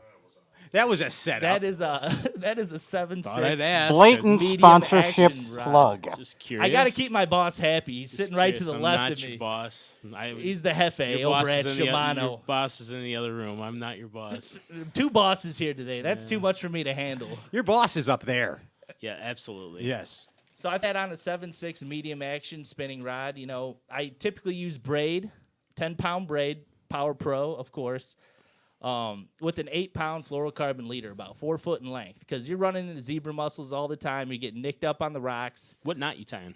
I tie a uni-to-uni knot to connect those two. Steve Mui, who was here last week, Yeah. actually put something on his Facebook profile here. It's been not that long ago. The Dodd knot, DODD knot, and I've been trying. That's the deal. Tell me what's so different about it from the uni-to-uni? Because the uni-to-uni gets caught in the guides a lot. Easier to tie. It's got more of a taper to it. It's actually kind of bullet shaped. I was really impressed with it. I tied it properly the first time, which I guess that's saying something in itself. I don't know. I'm not. You're a professional fisherman, right? I'm not a professional You're angler. the King Kong of the Kyle Country. Danhausen Pro Angler page on Facebook. I do not have one. But anyway, it just ties really easy, and it's just super strong. And yeah, I would go to YouTube. Dodd knot, DODD knot. It's the deal. DODD knot. It's the deal. Dodd. It's the deal. Dude. The Dodd knot. The Dodd knot. I guarantee it's a easier. do a dot. Guarantee it's easier to tie than uni to uni. Okay, and it does come. It's harder to tie uni to uni in the wind when you're trying to wrap it around. You break it, you're Especially done. the Yeah, wind, if I yeah. break it, I'm done. You know, I'm done with that rod. picking It's up going in the rod I'm locker. picking up a casting rod at that point. So yeah, this thing is really. It's just I highly recommend it. And the last way I like to rig a darter is on a tightrope finesse jig. So typically a normal darter is a little too big for the tightrope finesse jig. So I bite a little piece off. Nice. And you rig it on the back. Now I throw the tightrope jig on a bait casting rod. It's got Excellent. a little stronger hook. I use the bait casting rod because you're using heavier line. You're using straight fluorocarbon, 12 to 15 pound test, because you're getting frayed up a lot. And sometimes in the deeper water, you need that extra power from a bait casting rod to hook them good. So this is the tightrope finesse jig with a Stank X on the back. And when this moves through the water, the skirt flares backwards, so it looks like a goby or a crayfish scooting across the bottom. So it looks all puffed out now, but when it works in the water, it's going to go whoosh, whoosh, whoosh, whoosh, whoosh. Now, lastly, I want you to talk about this one, Pat. You're the crankbait guy. I love that. This that. is the Mega Bass Grenade from JDM Tackle members only. Now, this thing's like a softball. It is. I mean, and there's something magic about big baits. A lot of people are scared to throw oversized crankbaits. Look at the old Balsa B3. I know you're a big fan of the old Balsa baits, right, Kyle Danhausen? I'm addicted to them. I love them. Yeah, I mean, but this, if you look at that, that is not a big bluegill or a shad for a fish to eat, right? For a bass to eat. And that grenade, that's from It's like a grenade. Yeah, that's from JDM Tackle members only.com, Lee's Global Tackle. And it's a high quality, again, another Japanese high quality bait. And that thing just comes through the water, and it is a morsel. You find a lot of people finesse fishing these days, but there's also the opposite of finesse that can trigger bites, and that's going to oversized baits, fishing for oversized fish. I think when you throw that out there, you're actually challenging big fish to try it. You are. Give it a shot. You're taunting them, Give it a Kyle. shot. Yep. You're looking for that big kicker fish at the end of the day. Tie this on your rod, the last hour stretch. There and it throw is. it religiously. That is the Mega Bass Grenade. And thank you. This is In the Box with Bobby B, Kyle Danhausen, Pat Renwick, Dale Bowman. Yes. And we will be right back after these commercial messages. This segment has been brought to you by Shimano. When we come back, we have local hammer section with local professional angler Kyle Danhausen and good old Ryan Popcorn Whitacre and Conservation Mike coming up on the Stalwart section. Don't go anywhere. The fun will continue.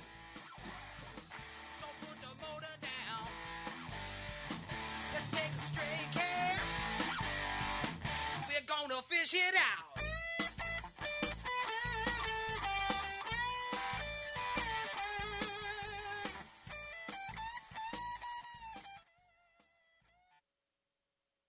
For all the hard-to-find Japanese domestic tackle, Lee's Global Tackle, the connection for all the hottest baits and lures straight from Japan. Lee's Global Tackle has two locations, the main store in Elk Grove Village, Illinois, and our other store in Carroll Stream, Illinois. Stop in at Lee's Global Tackle and meet John Moy. He'll show you some of the coolest baits not available anywhere else. Catering secret tournament winning baits to the fishing community for over 17 years, Lee's Global Tackle.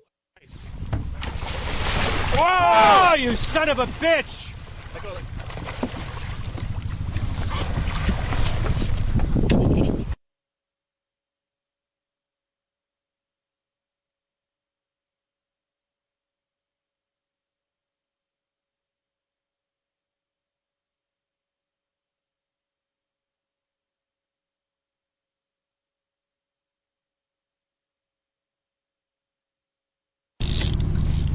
Right here. Yep.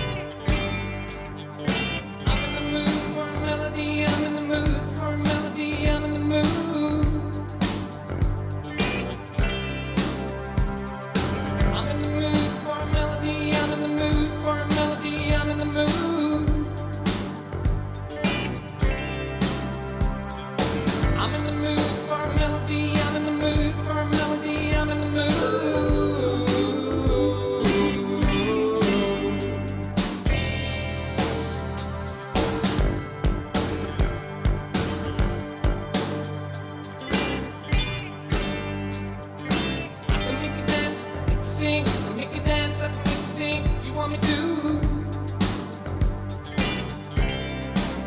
Oh, can make you dance, sing, make you dance, sing, you want me to. Oh, make you dance, make you sing, make you dance, sing, you want me to.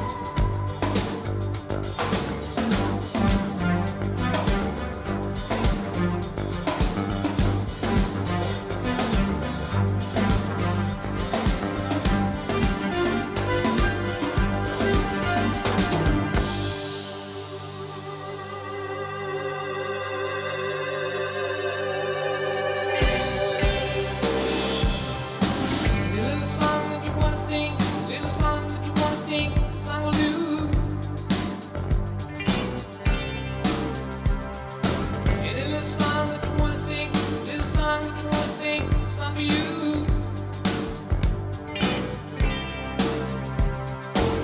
Little song that you wanna sing, little song that you want your blue.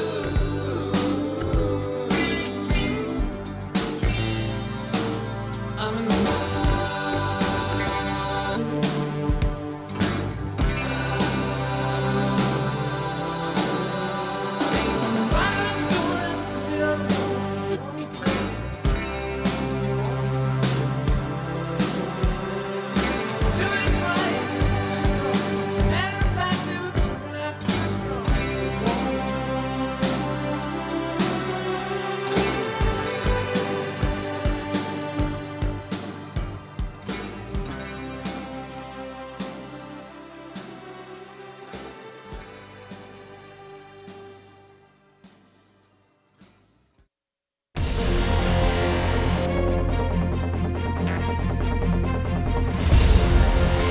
Zodius, designed to fish any technique 365 days a year. The torsional rigidity of High Power X construction allows for the most accurate of casts to where the giants live. Fish, come here, dude. Get up in here. That right there is a good one. A face full of salad and a mouth full of jig. The lightweight yet powerful components that make up Zodius, High Power X Blank, CI4 plus Real Seed and Alkanite guides let you cover the water. Smoked it. Smoked it. Smoked a blade bait. Look at the power of these fish. Get up in here. With a variety of finesse techniques that are very effective at catching fish. The sensitivity of High Power X construction and custom guide train make the lightest bites the right bites. There we go. Got it.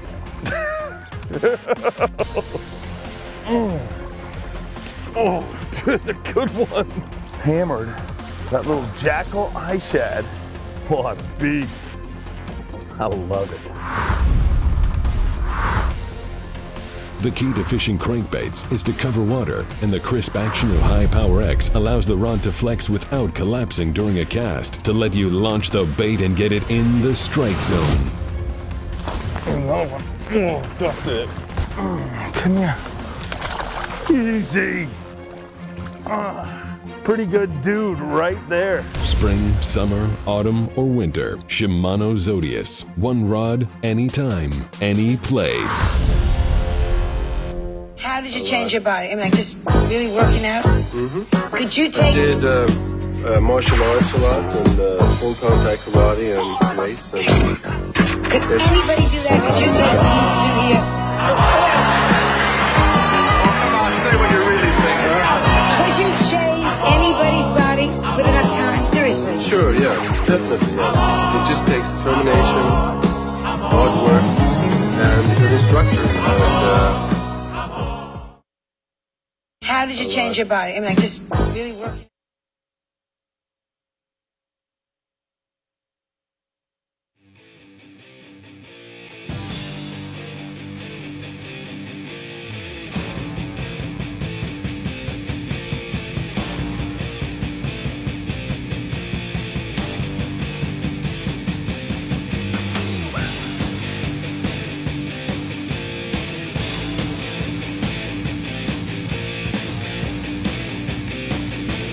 Outdoor cartoon television.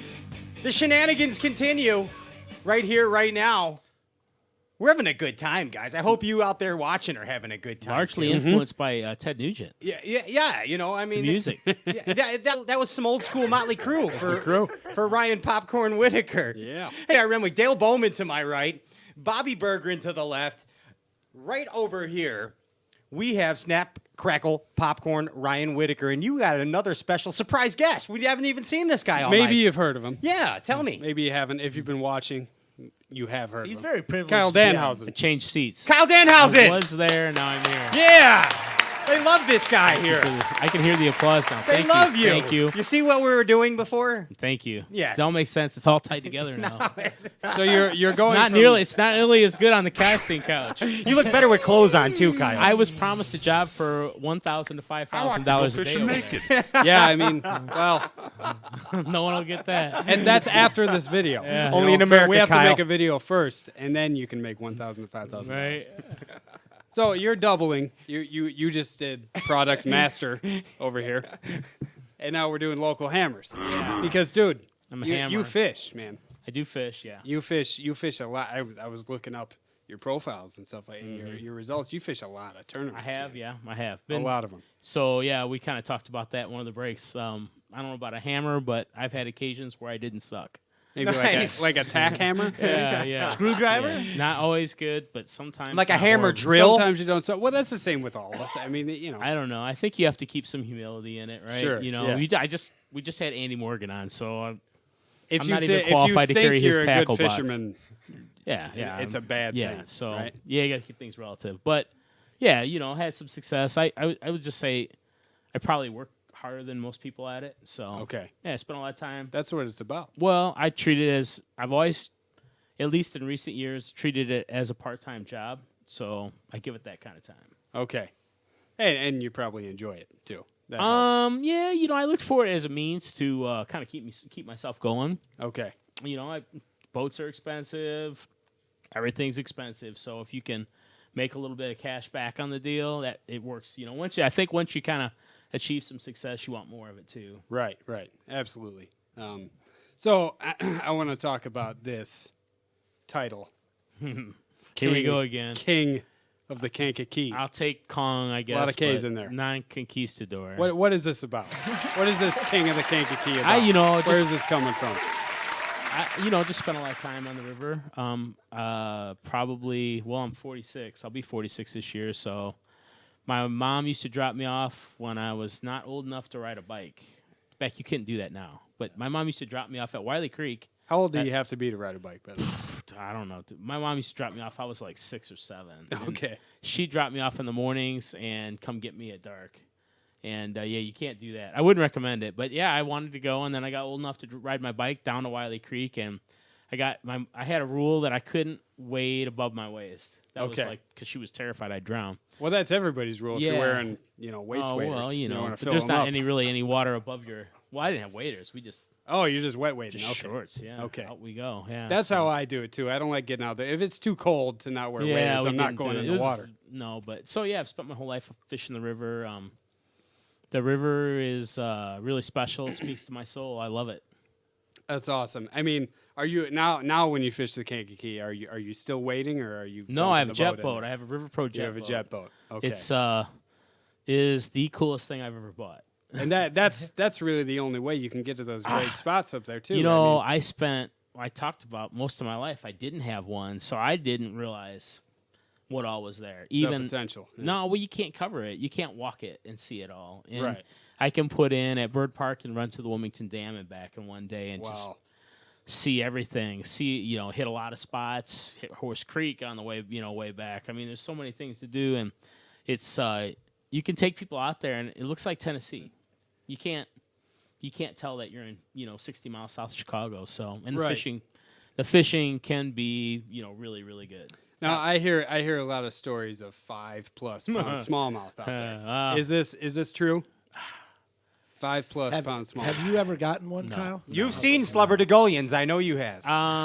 I've seen some pictures of some big ones. There was one I saw a picture of that was caught up in the Beckman pool. Dale, you'll know that's at. It was a 4.6.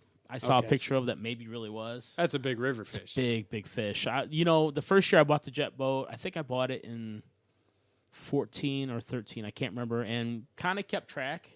2,000+ fish in the boat. Wow. And weighed a lot. Now that's 2,000, all sizes. Break that into a day. How many do you think you're averaging a day when you're running up 20 the river to boat? 50. Wow. Yeah. The clicker's working. The one day we went out. I got a clicker. Bobby and I went out. We had 66. That was a good day. We could have caught more. Jesus. I got a clicker. I bought one of those little crappie clicker. Yeah, so you could, we'd get done at the end of the day. How many fish we caught? No, oh my God, who knows? But yeah, and I didn't catch a 4 that year. Caught some heavy 3s. See, I like to hear that because that's what I thought. And I got a scale. I weigh a lot of fish. I think what people think are 4s probably aren't. My wife, I got a funny story. I took my wife. There's a topwater bite that happens in October, and I took her down. And my wife doesn't like the jet boat, so she wants to fish in a Ranger. Anyway, I take her down to the spot. And I'm like, now listen, this is it. This is the deal. I wait all October, and sometimes the river's trash in October. It doesn't work. So we get down to the spot, and I got an anchor. I anchor on it, actually, and I had, messing with my anchor, and I threw a line out back, and I was just kind of working my bait, and the line actually got caught in the seat, and I heard just huge explosion, and I tightened up on it, and it was enormous. And so it was the biggest fish I'd ever had on, and I got it alongside the boat, and I'm telling my wife, I'm like, look at this fish, and she's like, oh, my God, that's Lake Michigan size. It could have been 5+, and it got off right next to the boat. Oh. It just got off for no good reason, and I'm like, oh, no big deal. Catch another. And I've been telling that story for 3 years now. I never have seen one that big. So. Oh, we heard it before. Yeah. I mean, I believe. Have you heard my story? Yeah. Yeah, I know. I was heartbroken. I don't blame you. You know what though? I didn't have a scale, so I wouldn't have known what to weight anyway. We'd have probably guessed it light, but. See, yes. the thing with those river fish is I believe there's some big fish. I believe there's some 5-pounders swimming in there. They're there. But when people, when you go by the whole measure length, there's stuff like that. You got these fish that are 23, could be 22, 23 inches. It's a big one. But they're long johns. You know that they're not that filled Larry out. Green, Dale's friend Larry Green caught one that had a picture of it right in front of Soldier Creek at the bridge. Yep. Larry catches big ones. That's stupid big fish. Now he's using bait, which kind of doesn't count, but he does. He throws a lot of real stuff too. He throws a lot of jerk baits and stuff. In the springtime. I'm just kidding. Whatever. No, you weren't. He had a picture of a fish, and it's in front of Soldier Creek because on the bridge abutment there's some graffiti there, and I recognized the graffiti, and I'm like, holy cow, it was an enormous fish. So yeah, it's done. I haven't done it. I've caught some. I had earlier in my life, I had a fish or two. I had one I weighed up at River Isle one time that was, I think, 315 in a tournament. But yeah, I've not caught one. Still a great river fish. Now anything over 3.5 pounds is a big fish. That's a big fish anywhere. Yeah, it's on our river. That's a big fish. Right. Let's go back here. So you started out, you couldn't ride a bike, and you were in waders. Yeah, that's where we're starting. Well, I wasn't in waders. He was in Pampers. Those were pull-ups. You're right, Bob. Pampers. Yeah. Take me from that point to how did it turn into a I'm fishing 50 tournaments a year kind of thing? Well, I don't know about that many, but I started out my first job. I've been in the fishing industry for 30 years. Okay. Wow. Yeah, so while I would say I'm not a professional angler, I do make my living in the fishing business, so maybe unique in some regards. I started off at Laney's Live Bait and Tackle in Kankakee, Illinois. I was a bait attendant. Nice. Yeah, I started out Fancy counting. name for That's it. like a barista. That's a great title. I was He's a bait barista. I was a bait barista. That's better. I like that. That one's better. Yeah. So I counted night crawlers and leeches and took care of minnows. And nice job, Pat. Thanks. Thanks. Yeah. So from there, I went to Saw Kyle Son Sporting Goods, which is at 249 South Schuyler. I worked there and kind of got a couple of the reps that came in. I got kind of hooked up with those guys and started doing pro staff work for them. I did pro staff work for Johnson Fishing, Minn Kota, and started working like the O'Hare, the Rosemont show, and then got in with Johnson Fishing and did some bigger events for them on a direct level, and then just was at the right place at the right time. On this job, I always kind of joke around. People ask me, how did you get your job, or what's it take to get a job like yours in the fishing industry? And I'm like, well, someone's kind of got to die. And they're like, well, how'd you get your job? And I'm like, guy died. Yeah, a buddy of mine, a really good guy. He would laugh at that joke. No one else did. But anyway, yeah, it's just there's not many people in the business. There's not many jobs in the industry. I was just the right place, the right time. I got hooked up with Sportco in 2002, and so I've been doing sales for them ever since. So, and in the meantime, Yeah, I mean that's great that you explain that too, because I always see guys trying to get into the industry, and it's just like, yeah, you just kind of know. There are not many. You got to talk to everybody and you know really, everybody and you get lucky, really, right? To get a job like mine, It's like fishing. To get a job like mine, it's really hard. I would say it's really hard. I just aren't many jobs like it. There's a lot of people that would like to get a job, and you just, I would just say for anybody that wants, you just be involved in the industry in some capacity or other. Working in pro staff capacity like Bobby does. It's a great way to be at the right place at the right time. Someone notices you, and a job opportunity comes available. But yeah, I've been blessed. I've been really fortunate. I met my wife in the fishing industry, actually. Really? So, yeah, my wife came up to me at the Muskie show.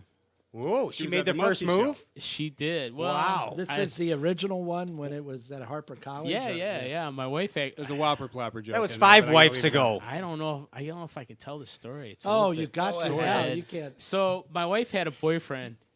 My wife had a boyfriend that fancied himself as a. My wife had this boyfriend at the time. Well, she wasn't my wife then.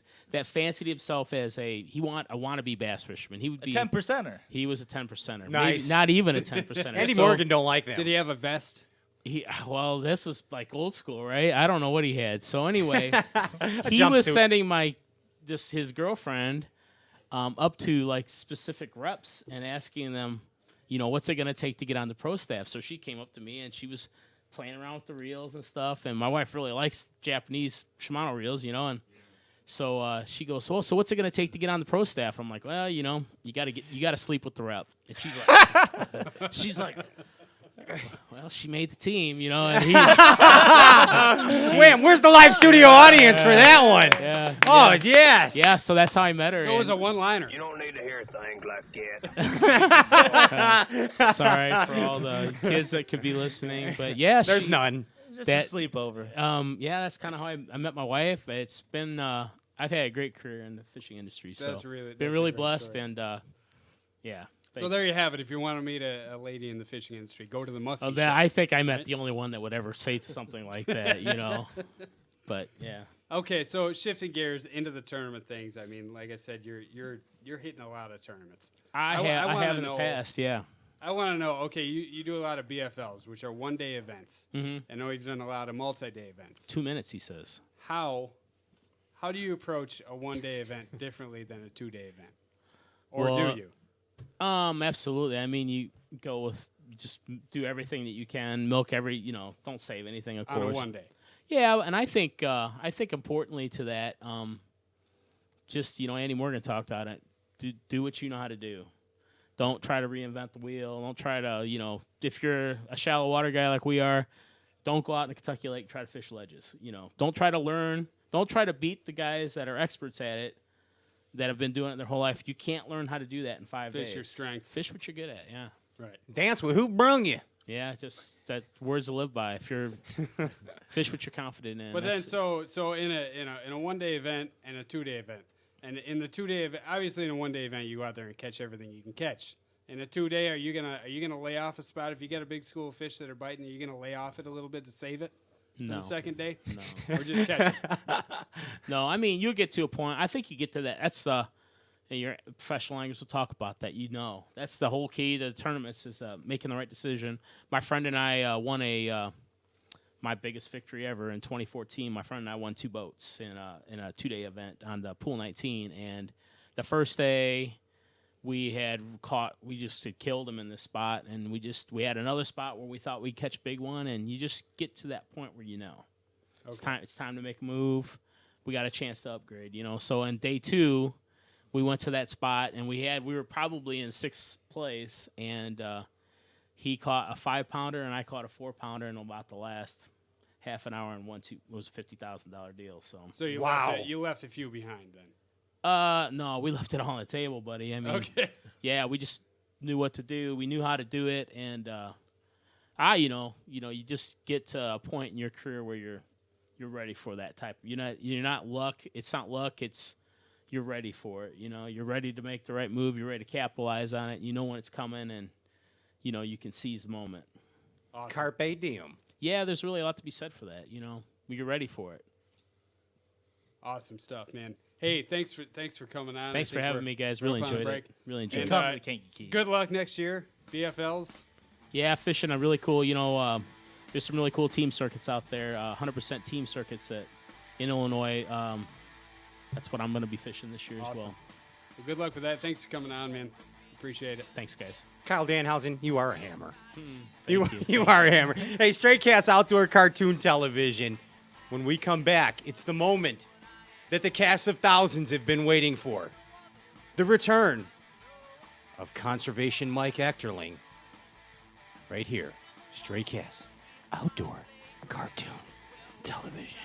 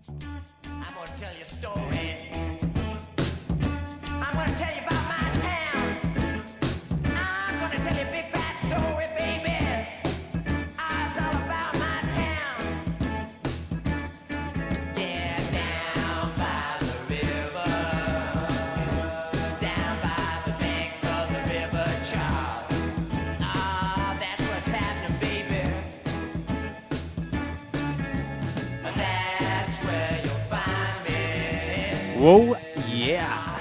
He loves that dirty water. Welcome back, Straycast Outdoor Cartoon Television. Hey, first of all, I want to say a special shout out to our buddy Kevin Higgins' young son, Nolan Higgins. He's watching right now. You caught the $5,000 reference. That's for sure. I'm Pat Renwick, Dale Bowman, Bobby Bergeron, Ryan Popcorn Whitacre, and one of the coolest dudes, one of my favorite people in this entire universe, the Commander-in-Chief of Conservation Mike Echterling. Conservation Mike Echterling, he's back. We're reunited, Mike. And it feels so good. It feels so damn good, Mike. It brings a tear to my eye. It doesn't indeed. It feels so damn good. I mean, And a this funny guy feeling right in my loins. Dale, I just got a couple things. He was a stalwart on the basketball. He was country when country wasn't cool. I went outside and I found it rather brutal. Cold. He did. And he coined the phrase, go outside. Conservation Mike coined the phrase, go outside. He's the founder of the Little Cal River Fest.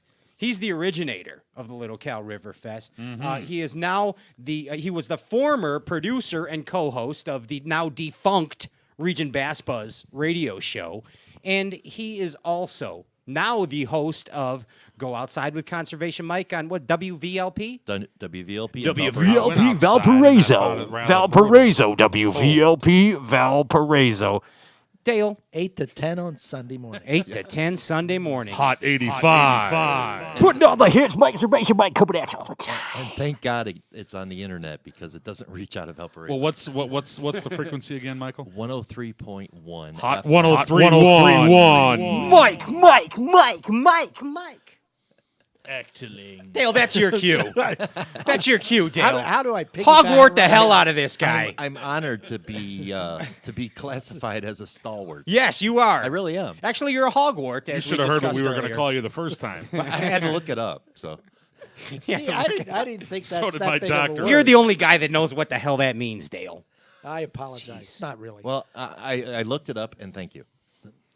Hey, while we're talking about the Little River Fest, why don't we jump right into that? May 21st is the Little Calumet River Fest. There's not a whole lot of details yet as far as where it's going to start because it could start in the normal place where we've started in the past, or it could start at the visitor center.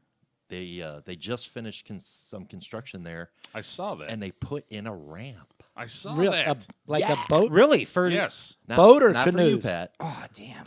If you can carry it or If- roll yeah, it, yeah. Yep. you can put it Carry in. that thing, right? Not for you, Pat. Damn it. No bass buzz ramp. I saw a man Or with a bass large boat ramp. mechanical bucket in the river the other day. Large mechanical bucket? Yes, yeah, it was with the rollers. It was a ring bucket. An earth mover. Excavator. Yes. An excavator. Thank you. You mean it cleans your laundry? You just put it in the bucket and you Too roll many damn it. syllables for this point of the evening. Too many snakes on this plane, Larry. Anything new this year? English, No.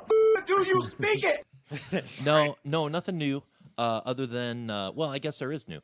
We're doing the Eagle Walk, which normally we do in the middle of April on the same day. So we'll have people paddling from Kennedy Avenue, whether it's east or west of Kennedy, and then out to Grant, and then we'll have people walking out to see the Eagles also. And you should talk about the Eagles because it's one of the more miraculous things. It's sad about Glenn Fry, right? Yeah. Well, how much did you have to pay Don Henley for this show? The Eagles. It's Linda Ronstadt still Joe play Walsh with is that? definitely my favorite, Mike. I mean, I'm sorry. he's Let not me a clarify real this. Eagle. And You did say Jackson Brown was going to take Glenn. Fry's Jackson Brown place. beat up Daryl Hannah, and that is not cool. the bald Eagles. Well, they're Oh, that too. thank you. There too. Okay, Yeah, that's they're it. that too. Getting up there.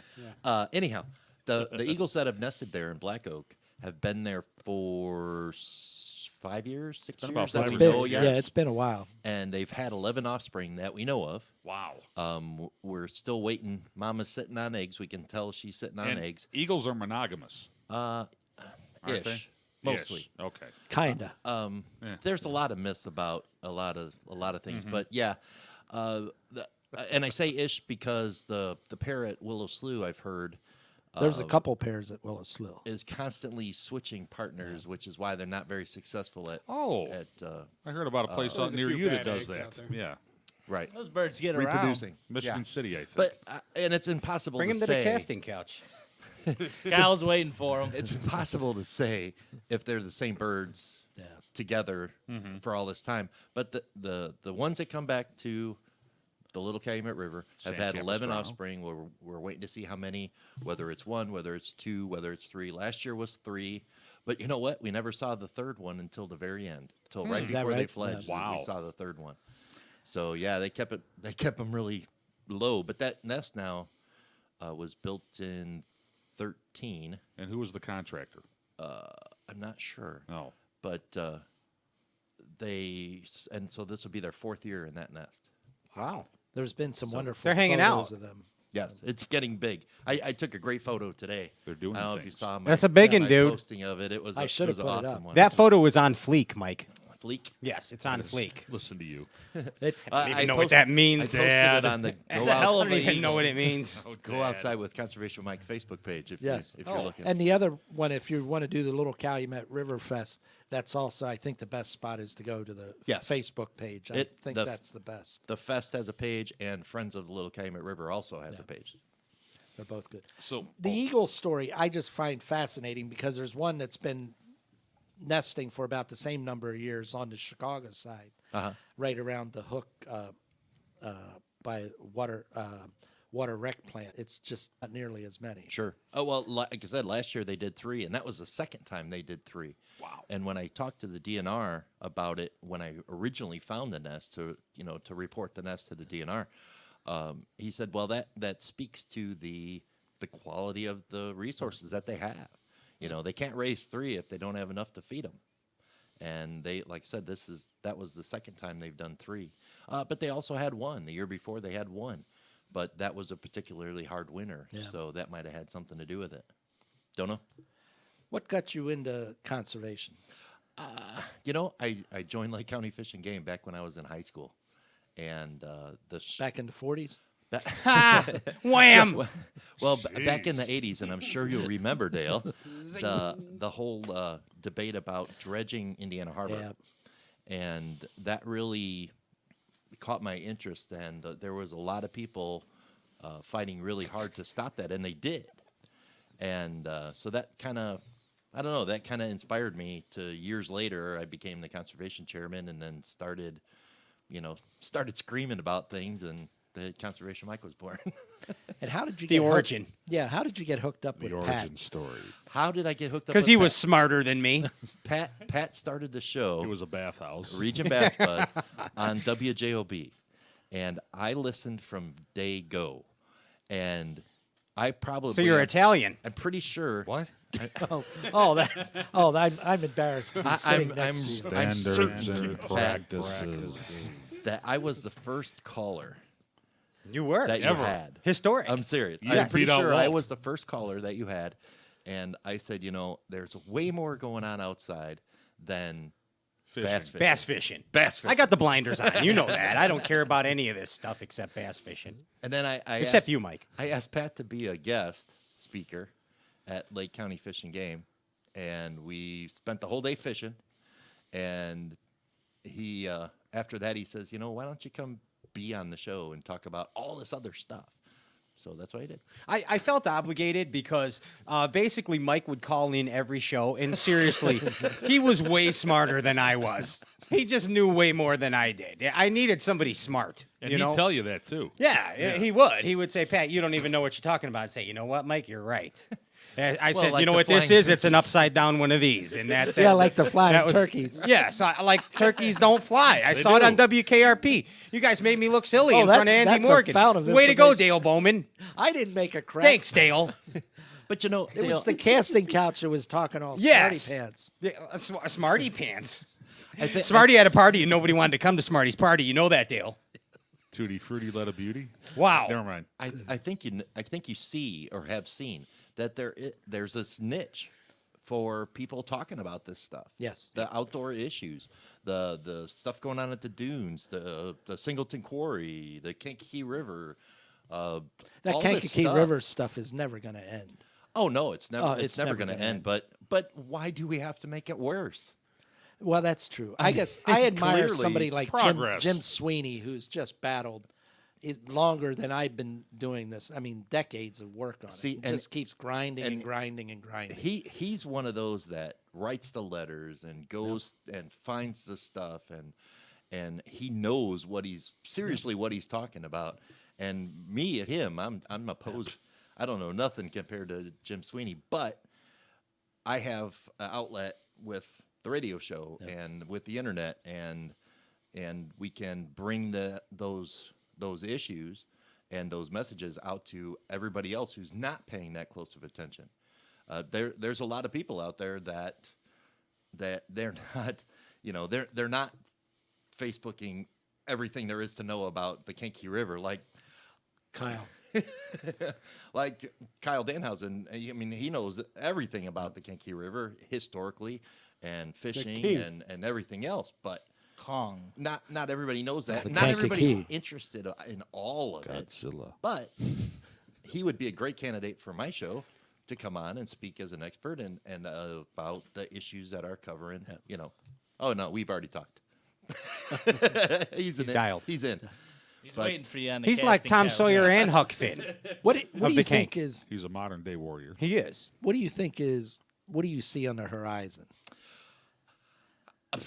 Because I mean, the urban waterways. At least we have attention focused on them. There is actually we are doing some things. There's been tremendous improvement since the Water Act went in. It's almost when I was out of high school, so 40 years ago. Sure. So. Well, absolutely, there's a difference, and you have like the Northwest Indiana Paddling Association has been. There's a lot of things that wouldn't have happened if they hadn't been there to do it or to say something about it, as far as opening up the waterways for recreation. But and you also have Mitch Barloga at NERBC. I mean, he's the bike trail and water trail guy. We just got to get him in the water. He's got an open invitation to the festival this year to come and see it, or just to go out with me. I'll take him out by myself. That doesn't make any difference to me. We need to get him out there so he can see, because Dan Plath of the Paddlers, he told me once upon a time, and it made a lot of sense. The water trails are already there. Yes. We don't need blacktop. We don't need any of that. The water trails are already there. All we need are some signs and put it on the map.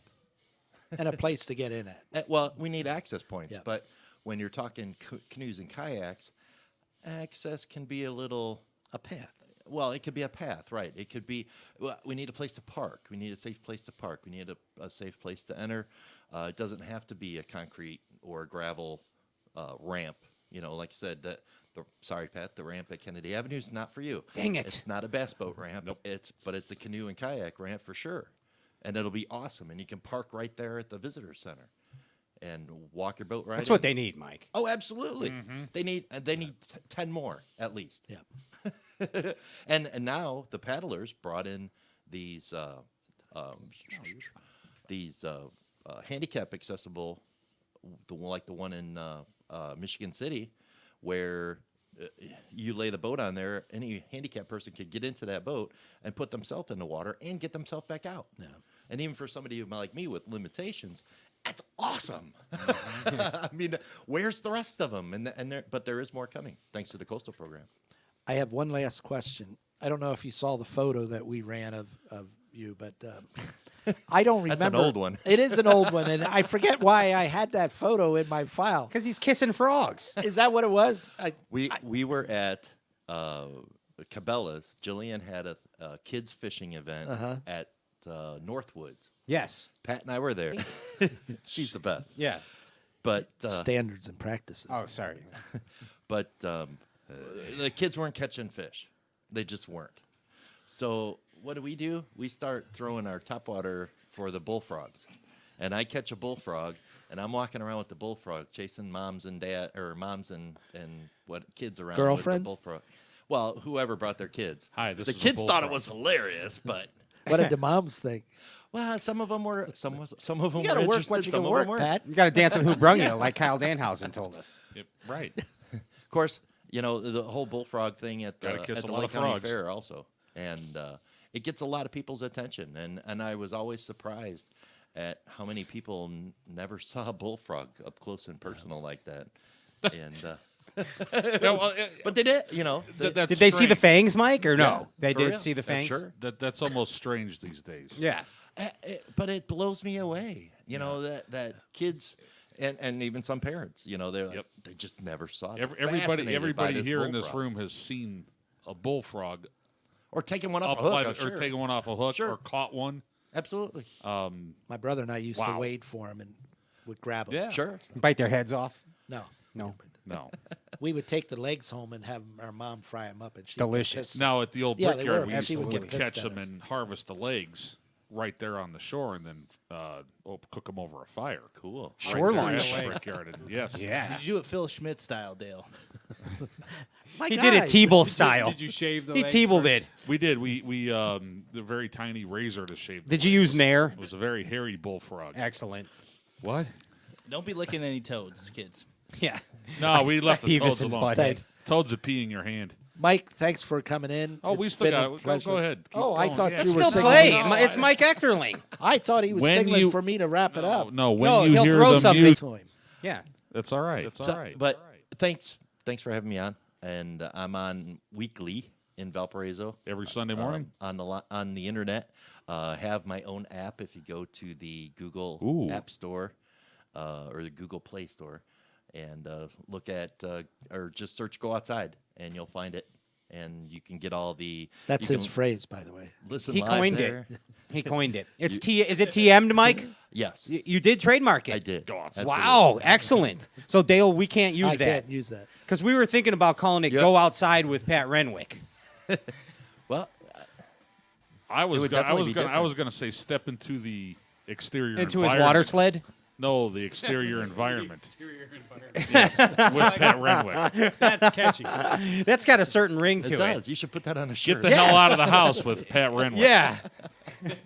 Get out of the bathroom. Give somebody else a spin with Pat Renwick. Conservation Mike, dude. Hey, come here. Hey, I love you, man. love you too, man. It's great to have you back on the show, and best of luck with all your endeavors. We look forward to seeing you at the Little Calumet River Fest, and of course, we will keep talking about it here. One more thing. Sure. Earth Day. Yes. April 16th on Channel 56 will be Shifting Sands. I've been talking it to death. Oh. And next Sunday I will have the producers and the main historian Lee Botts and Patty Wisniewski will both be on with whoever else I don't know. But they'll be on my show this She Sunday. always brings a bunch of people. Patty Wisniewski is the one who spearheaded the Everglades of the North. She on was the Kankakee main River. producer of that also, and they did an excellent job on that. No, I've it's tremendous.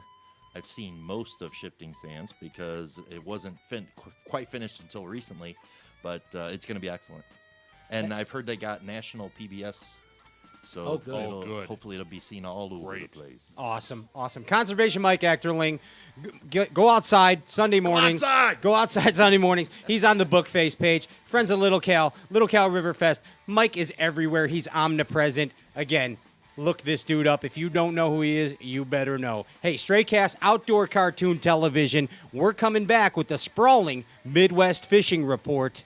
You're not going to want to miss this. We're going to tell you how to catch some fish. Keep it locked.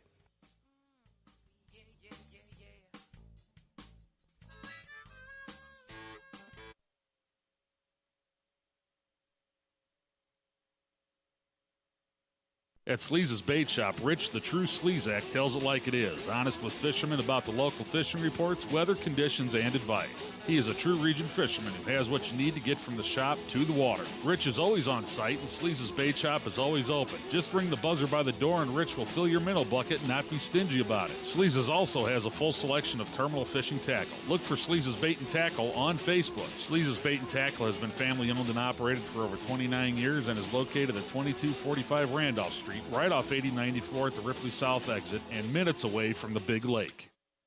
Angler's Outlet is a family-owned and operated tackle store. From panfish to muskie, the guys over at Angler's Outlet have what you need. Conveniently located 159th Street and I-57 at 16,300 South Cicero Avenue in Oak Forest, Illinois, Angler's Outlet has a full line of tackle from the best brands in the industry and a full selection of live bait for every type of fisherman. If they don't carry the item you are looking for, Brad Jackson, the head honcho at Angler's Outlet, will gladly order it for you. Angler's Outlet is here for the South Side and the region anglers. Сука, не уйди нахуй. Пожалуйста, не уйди.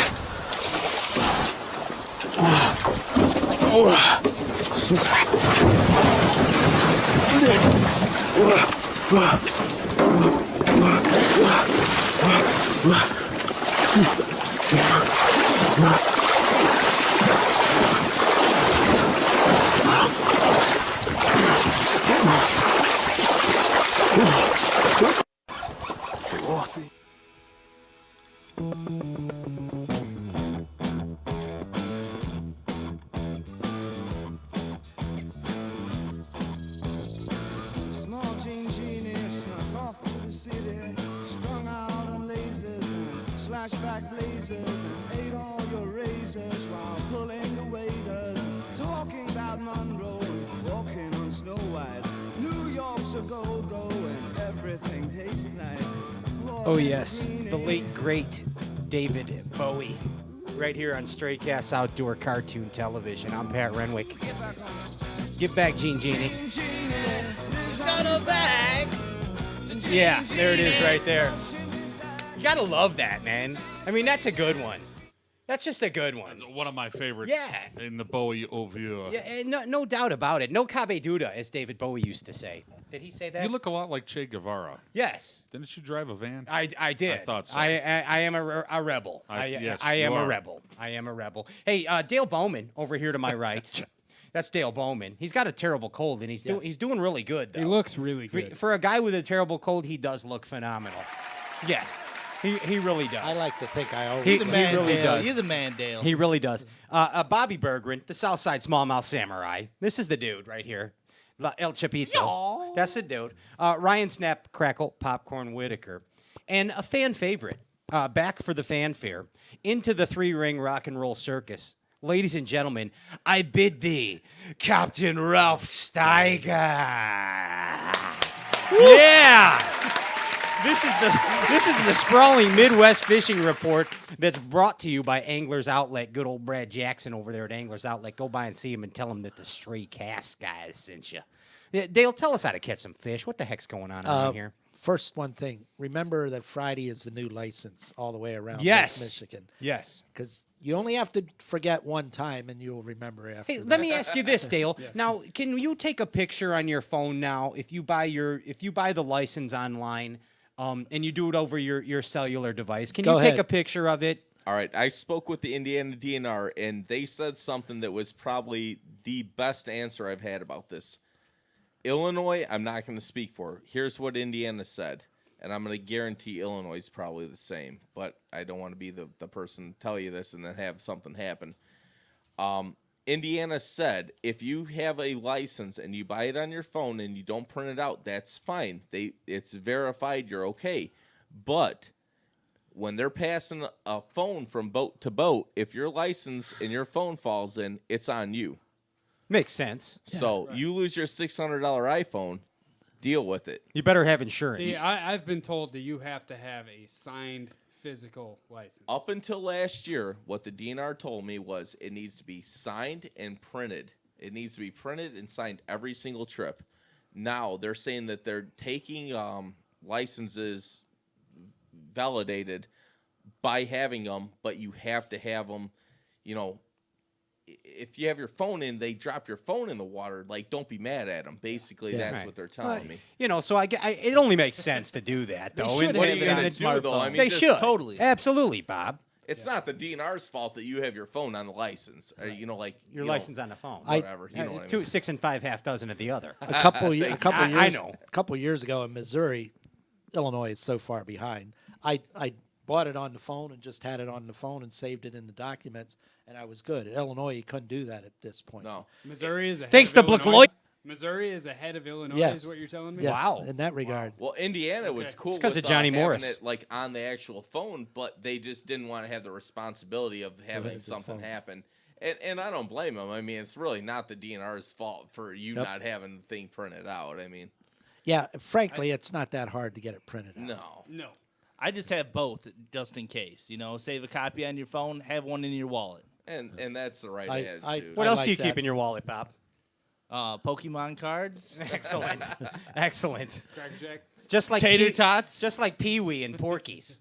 Give me some of your tots, Napoleon. Me and Pat might be the only two people who know what that means. Yeah, you know what I'm getting. Dale, come on, let's talk fishing. Enough of this license. We need a shot of smallmouth photo.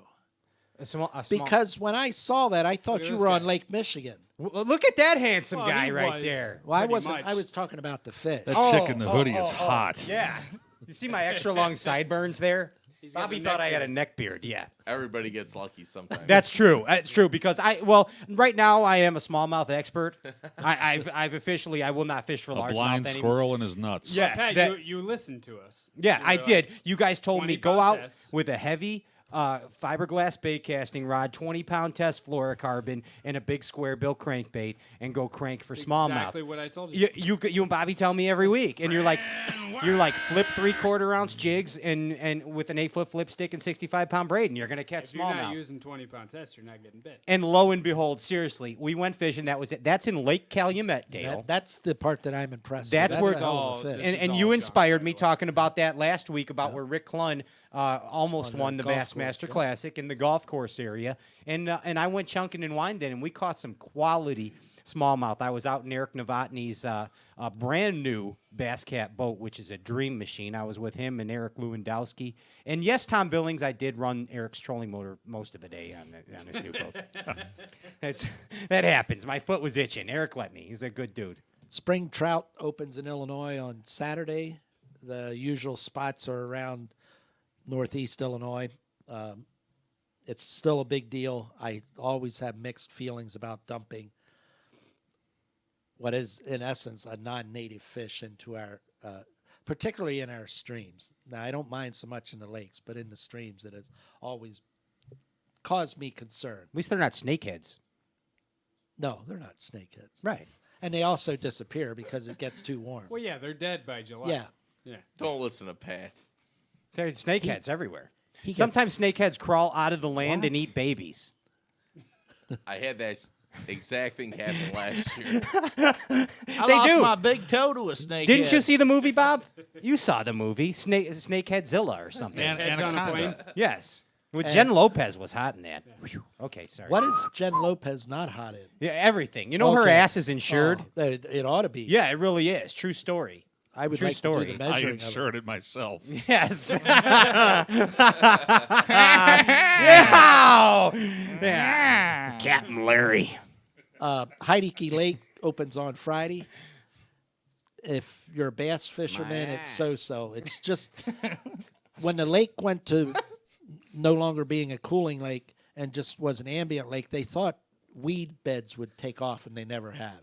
And they're a little curious why they never have, and so the bass have never really taken off the way they have. But it's still one of the great muskie fisheries. That's the lake I've caught second most muskie out of, and And they got the wallies in there too. and that last year they were expecting it to be a banner year, and it wasn't. So this year he wouldn't say anything, but he thinks it's possible that the ones that he was expecting to show up last year are going to show up this year. When you least expect it. Yes, and I that when that's on, you can get some real walleye out of there. Talking 5 to 7s. Start stocking up And on it's- leeches. Yeah, which is the way to do it. I love Heideke. I plan to be there, and I also plan. Of course you will. I plan to make it to the very end of the shore fishing area because I did Braidwood and LaSalle, made it all the way to the end of the shore fishing area and back.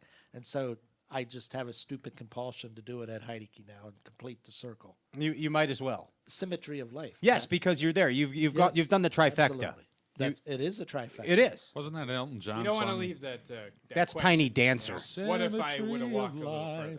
Right. Don't let your You gotta walk the whole thing Go so that you don't go home with regrets. Right. Never mind. That's yeah, but you can't walk past the end of the shore fishing. Right, but you got to get to the end of the Oh, shore absolutely. fishing. No, If you I don't go all the way there and you didn't Just do keep well, walking, you're Dale. gonna go Don't worry Absolutely. about no rules. No rules for Dale. Just keep walking. Guy's a rebel, dude. Yeah, you He know is what? a rebel. I wouldn't mess with Dale. Old I wouldn't Krusty's mess a with rebel. Dale either. I can't do that anymore. You're a closet rebel. Hey, well, one of my favorite drops. I got a story about being a rebel. so excited. Before I did I do. I love in that movie. Dale, she you're was awesome, just dude. vicious. Dale has a rebel story. Yes. Ralph would kiss you right now, but you're sick. That won't. And his stop lips me. don't reach that far. Yeah. I'm gonna put on them rubber lips. When I used to fish Montrose a lot, it was when wave runners were just starting to really become popular, and those people were assholes. Let's not put too fine a point on it. They Agreed. would run right by. So I had They were real Kanyes, weren't they? Yes. I didn't know we could cuss, man. I'm very. Well, kind of. I thought that was. It's okay. Dude. So, I used to always keep a 2-ounce sinker on a Zebco 202 and a cheap one of those glass rods that I forget what the rod was, but a fugly stick. No, it wasn't an ugly stick, but it was.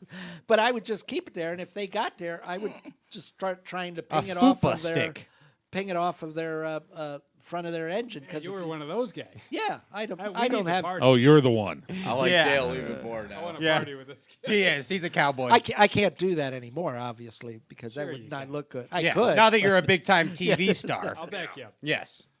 You think I could? Yeah. We got your Let's go back. do Hey, it. Kyle Danhausen's still here, too. Hey, Kyle. Yeah, Kyle loves jet skis, by the way.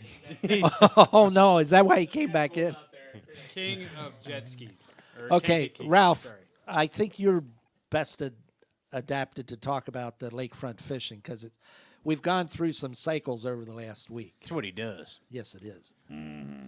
He's got Well, everybody knows me for being honest, and I'm going to say it exactly the way that I feel. There's a reason I did not fish today. Between the heavy south winds, which are great for what we have going on right now, but I mean, fishing is just, it's terrible. I mean, I hate to say it. We've struggled since, say, Friday, the last 4 days or so, it's been very tough. If you can find some areas... God, I'm going to kick his ass when I get off this show. No swearing, Ralph. Ralph, we can't swear on this show. Ralph, That's not a curse. I'm telling your He's mother. got a donkey. Ass is not a cuss word. It's getting good now. Leave my donkey alone. I'm just messing. No, it's not that I'm He was saying waiting not for to go that. fishing Oh, or thank not to God call he's me just for a messing trip around. or something. It's tough, man. I mean, we go through time periods where things are just not in our favor, and this is what's happening. Dirty water, heavy winds, and it's just one of those things we have to live with. I mean, there's just nothing we can do about it. Me and Dale's opinions don't matter. It's not staying at home that's going to make a difference. Bobby's done well this week, fishing some areas with some, clearer water, but you got to get out there and try. I mean, but expect to work at it. It's just what it is right now. I mean, there's nothing we could do. So as soon as we get some cleaner water, I expect fishing to go right back to being excellent the same way it was. Deep, honest thoughts with Ralph Steiger. And let's be honest, it's not even April yet. I mean, It's not April 1st. absolutely. I feel like I should be working on June right now, and I just realized it's not April 1st. We have a ton of great fishing going on, and we have a ton of great things upcoming here. There's nothing wrong. It's just the weather just didn't treat us the way we want to right now. This has just been first tougher week of the year. So Sometimes it beats watching Oprah, though, doesn't absolutely, it? like don't sit at home. Always. Like Yeah. Is she still on Always. the Yeah, air? yeah, you're right, always. I make it quick. Like I follow a lot of like the Chicagoland fishing reports and stuff, and I see people posting stuff about how gloom and doom it is. It's not gloom and doom. Sometimes you have some time periods that are not as great as others, and that's just the way it goes. So don't sit at home. Get out there and go fishing, and just do the best you can. Ralph, There's always an area you can catch. Absolutely. Them, too. Look There's for always areas spots with you some can catch cleaner them. water. Like Ryan and Bobby are a perfect example of what good fishermen are. Look for areas with some cleaner water and then focus on those. So, Ralph, tell us about your website real quick while we got you on here. I got two websites. One is my guiding website, which is captainsteiger.com, and then the other is captainsreports.net. And the captainsreports.net is basically a website that eliminates some of the guesswork. I have all my reports on there. Another fan of the show, which is Rich Slezak, he's on there. My guy. Yeah, Rich is That's a wonderful Rich. guy. If Yeah, you that don't know guy's Rich the true Slezak, Slezak. if you are from the area and you don't know Rich Slezak, you need to figure out who Rich Slezak is. He Dude's is awesome. a wonderful person. And then John Warren, who's a part of King Seeker Charters. And basically what we do is we have like up-to-date reports every day on there from what we're doing, good or bad. and just something to help you eliminate some guesswork. So. And Bobby told me that you're going to be an advertiser on the show, so he's making you a commercial right now. Jesus You're going to be like our Christ. highest paid. I'm trying to do everything. You're shelling out the big bucks, so Let's we just- appreciate let- that. why We'd don't- like to thank you publicly on the air right Thanks, now, Ralph. Captain Ralph Steiger, for your commitment as an advertiser on Stray Cast Outdoor Cartoon. Well, it looks like I'm gonna have to kick Pat's ass after this. Ralph Steiger. Ralph Steiger. That's a lot of ass kicking. Yeah, I know. Ralph Steiger, he's on a rampage. It's gonna be tough lifting those legs. Bobby, give me my 20 You're in bucks trouble now. first, Give me buddy. my 20 bucks. There you go. Hey, Bobby, tell me I wouldn't do You that. guys are lucky I love you. I know. We love you too, Ralph. It's a very emotional show We haven't today. picked on you very much. today. No, that we just honestly, did. Like I came here the whole time and no one made fun of me, so this is pretty good. Well, that's why we had you on at the end. Yeah, I figured this was coming. Hey, also something I want to say, and if you don't want to listen, don't listen. Tell but us. Ryan's jigs right now have been my best producing smallmouth baits of the year. Absolutely phenomenal baits, and the more I use them, the more I love them. And I really suggest all the guys out there that are bass fishermen look into the tightrope jigs right now. And it's the original Great Lakes finesse jig. Don't Dude, be I'm fooled a by the imitations that are out right I'm now. That's the I'm original. a very hard person to impress, and right now I'm very impressed. So, They are the what deal. it's worth, do what you want to do. And But what color do you like throwing, Ralph? I'm in love with the brown and that light blue one, or It's the green, it's green blue shimmer. yeah. Ryan's yelling at me right now about this, but That's like what it is. lately, it seems like it's the only thing I can really get bit on, and I've caught like almost 4 browns in the last week, over 10 pounds on them. Yeah, they're a great bait, man. I mean, really something to keep in your tackle box. And they didn't bend out the hooks on them? No, they're phenomenal. Sturdy jigs. I love them, man. I'm really That's a mean hook. it takes a lot to impress me, and I'm giving him the thumbs up right now. So And Captain Ralph, honestly, you are very admired by this whole Stray Cast crew because, I mean, dude, you're doing it. You're living the dream. You're out there fishing. I'm attempting. Yeah, you are. You are doing it. You are making a living fishing the big lake. You're out there every day. You're living it. You're breathing it, and you love to do it, dude. I do love to do it. And And congratulations on your success, sincerely. Thank you, and I appreciate all of you guys. You've been a big part of my success, so thank you. Group hug. It's our pleasure. Bring it in. This is getting emotional. Yeah, this is an emotional squeaker. Dale's being very weird with me right now. What do you think about this, Kyle Danhausen? He's Hold ready on, I'll on go the brew captain some couch. tea. Wow. Kyle's useless. He's on his own. Ralph, would you like your usual chamomile Dale, what tea else is for going this on? lovely Any more hug? fishing report? Oh, unless you Yeah, want to talk let's. bass. Yeah, come on, we got some time. Well, got I a mean, little time. again, Come on. let me tell you, 10 we o'clock. got bass tournaments in full swing. We're good. Wolf Lake, Lake George. Remember this Sunday, any via leagues. I know Anglers Dreams got a lot of tournaments out there happening right now. The Fishers of Men Circuit is out in full swing right now. What's the other big one? Anglers Choice is out there right now. Tournament season for you tournament heads out there. It's time to go. And The Illinois River Walleye Classic is out of Spring Valley this weekend. Out of Spring Valley. Yep, it's a big deal in the Illinois.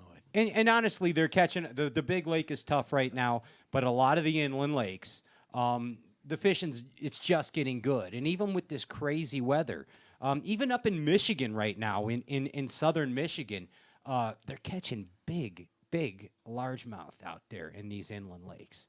And I love it. I love that kind of Hit stuff. some ponds too. Yeah. I mean, if you want to catch the biggest bass you've ever caught, go hit some retention ponds. I see him on the book face, man. Yeah, these guys are catching 6, 7, 8 pounders. They're wrecking them on the tightrope. Yeah, exactly. Flat out. What else? They're wrecking them on the He's tightrope. not gonna argue with that. The original Midwest finesse jig, right there. The tightrope. Don't be OG. fooled by the imitations. Right. Dale. I'm done. Dale. I'm done. Dale. Hey, this is Stray Cats Outdoor Cartoon Television. Any last words, Bob? Get out fishing. It's go time. Wait for the wind to lay down on the lake, but it's almost go time for the big smallies. We'll Soak catch it you next and let week. 'em choke it. Yeah, there it is. Hey, thank you very much to Andy Morgan, to Kyle Danhausen, to Captain Ralph Steiger, to Conservation Mike Echterling, to our producer Larry Kyleman, to Big Papa Bruce for making all this happen, to all our sponsors. We appreciate your support, and most importantly, all you viewers out there, don't forget about Stray Cats Outdoor Cartoon Television on the book face, on the Instagram, on the Twitter. It's all over the place. Tweeter. Twitter? Twatter. What'd you say? What? Huh? It's the Hey, tweeter. careful. It's on the tweeter. You can check us out. Don't forget. Hey, we will be back here next Wednesday night, hopefully at 7 o'clock. Thank you for your patience. Hopefully it's 7 o'clock with another Wang Bang Dang wrap-up show. Said Wang. I'm Pat Renwick. I will catch you next week. Grandpa Paul, thanks for sharing the gift of fishing.